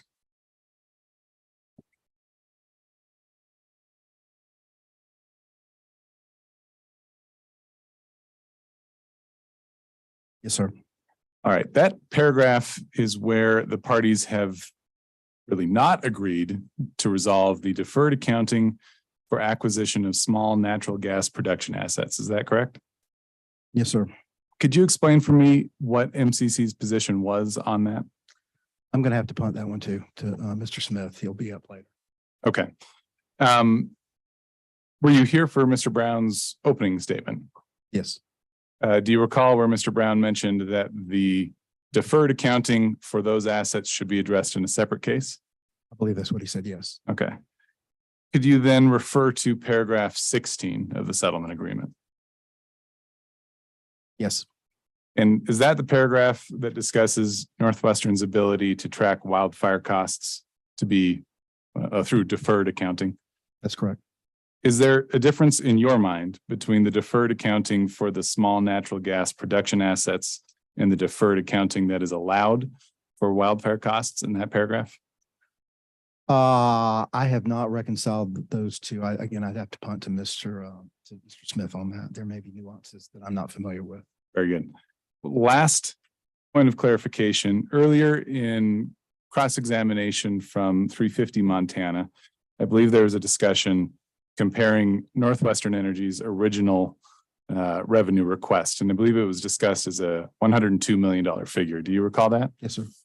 Do you know if that figure is inclusive of property taxes? I believe it is, yes. And that figure was compared to $67 million as a revenue requirement in the settlement agreement. Do you recall that? Yes, I do. And does that $67 million include property taxes?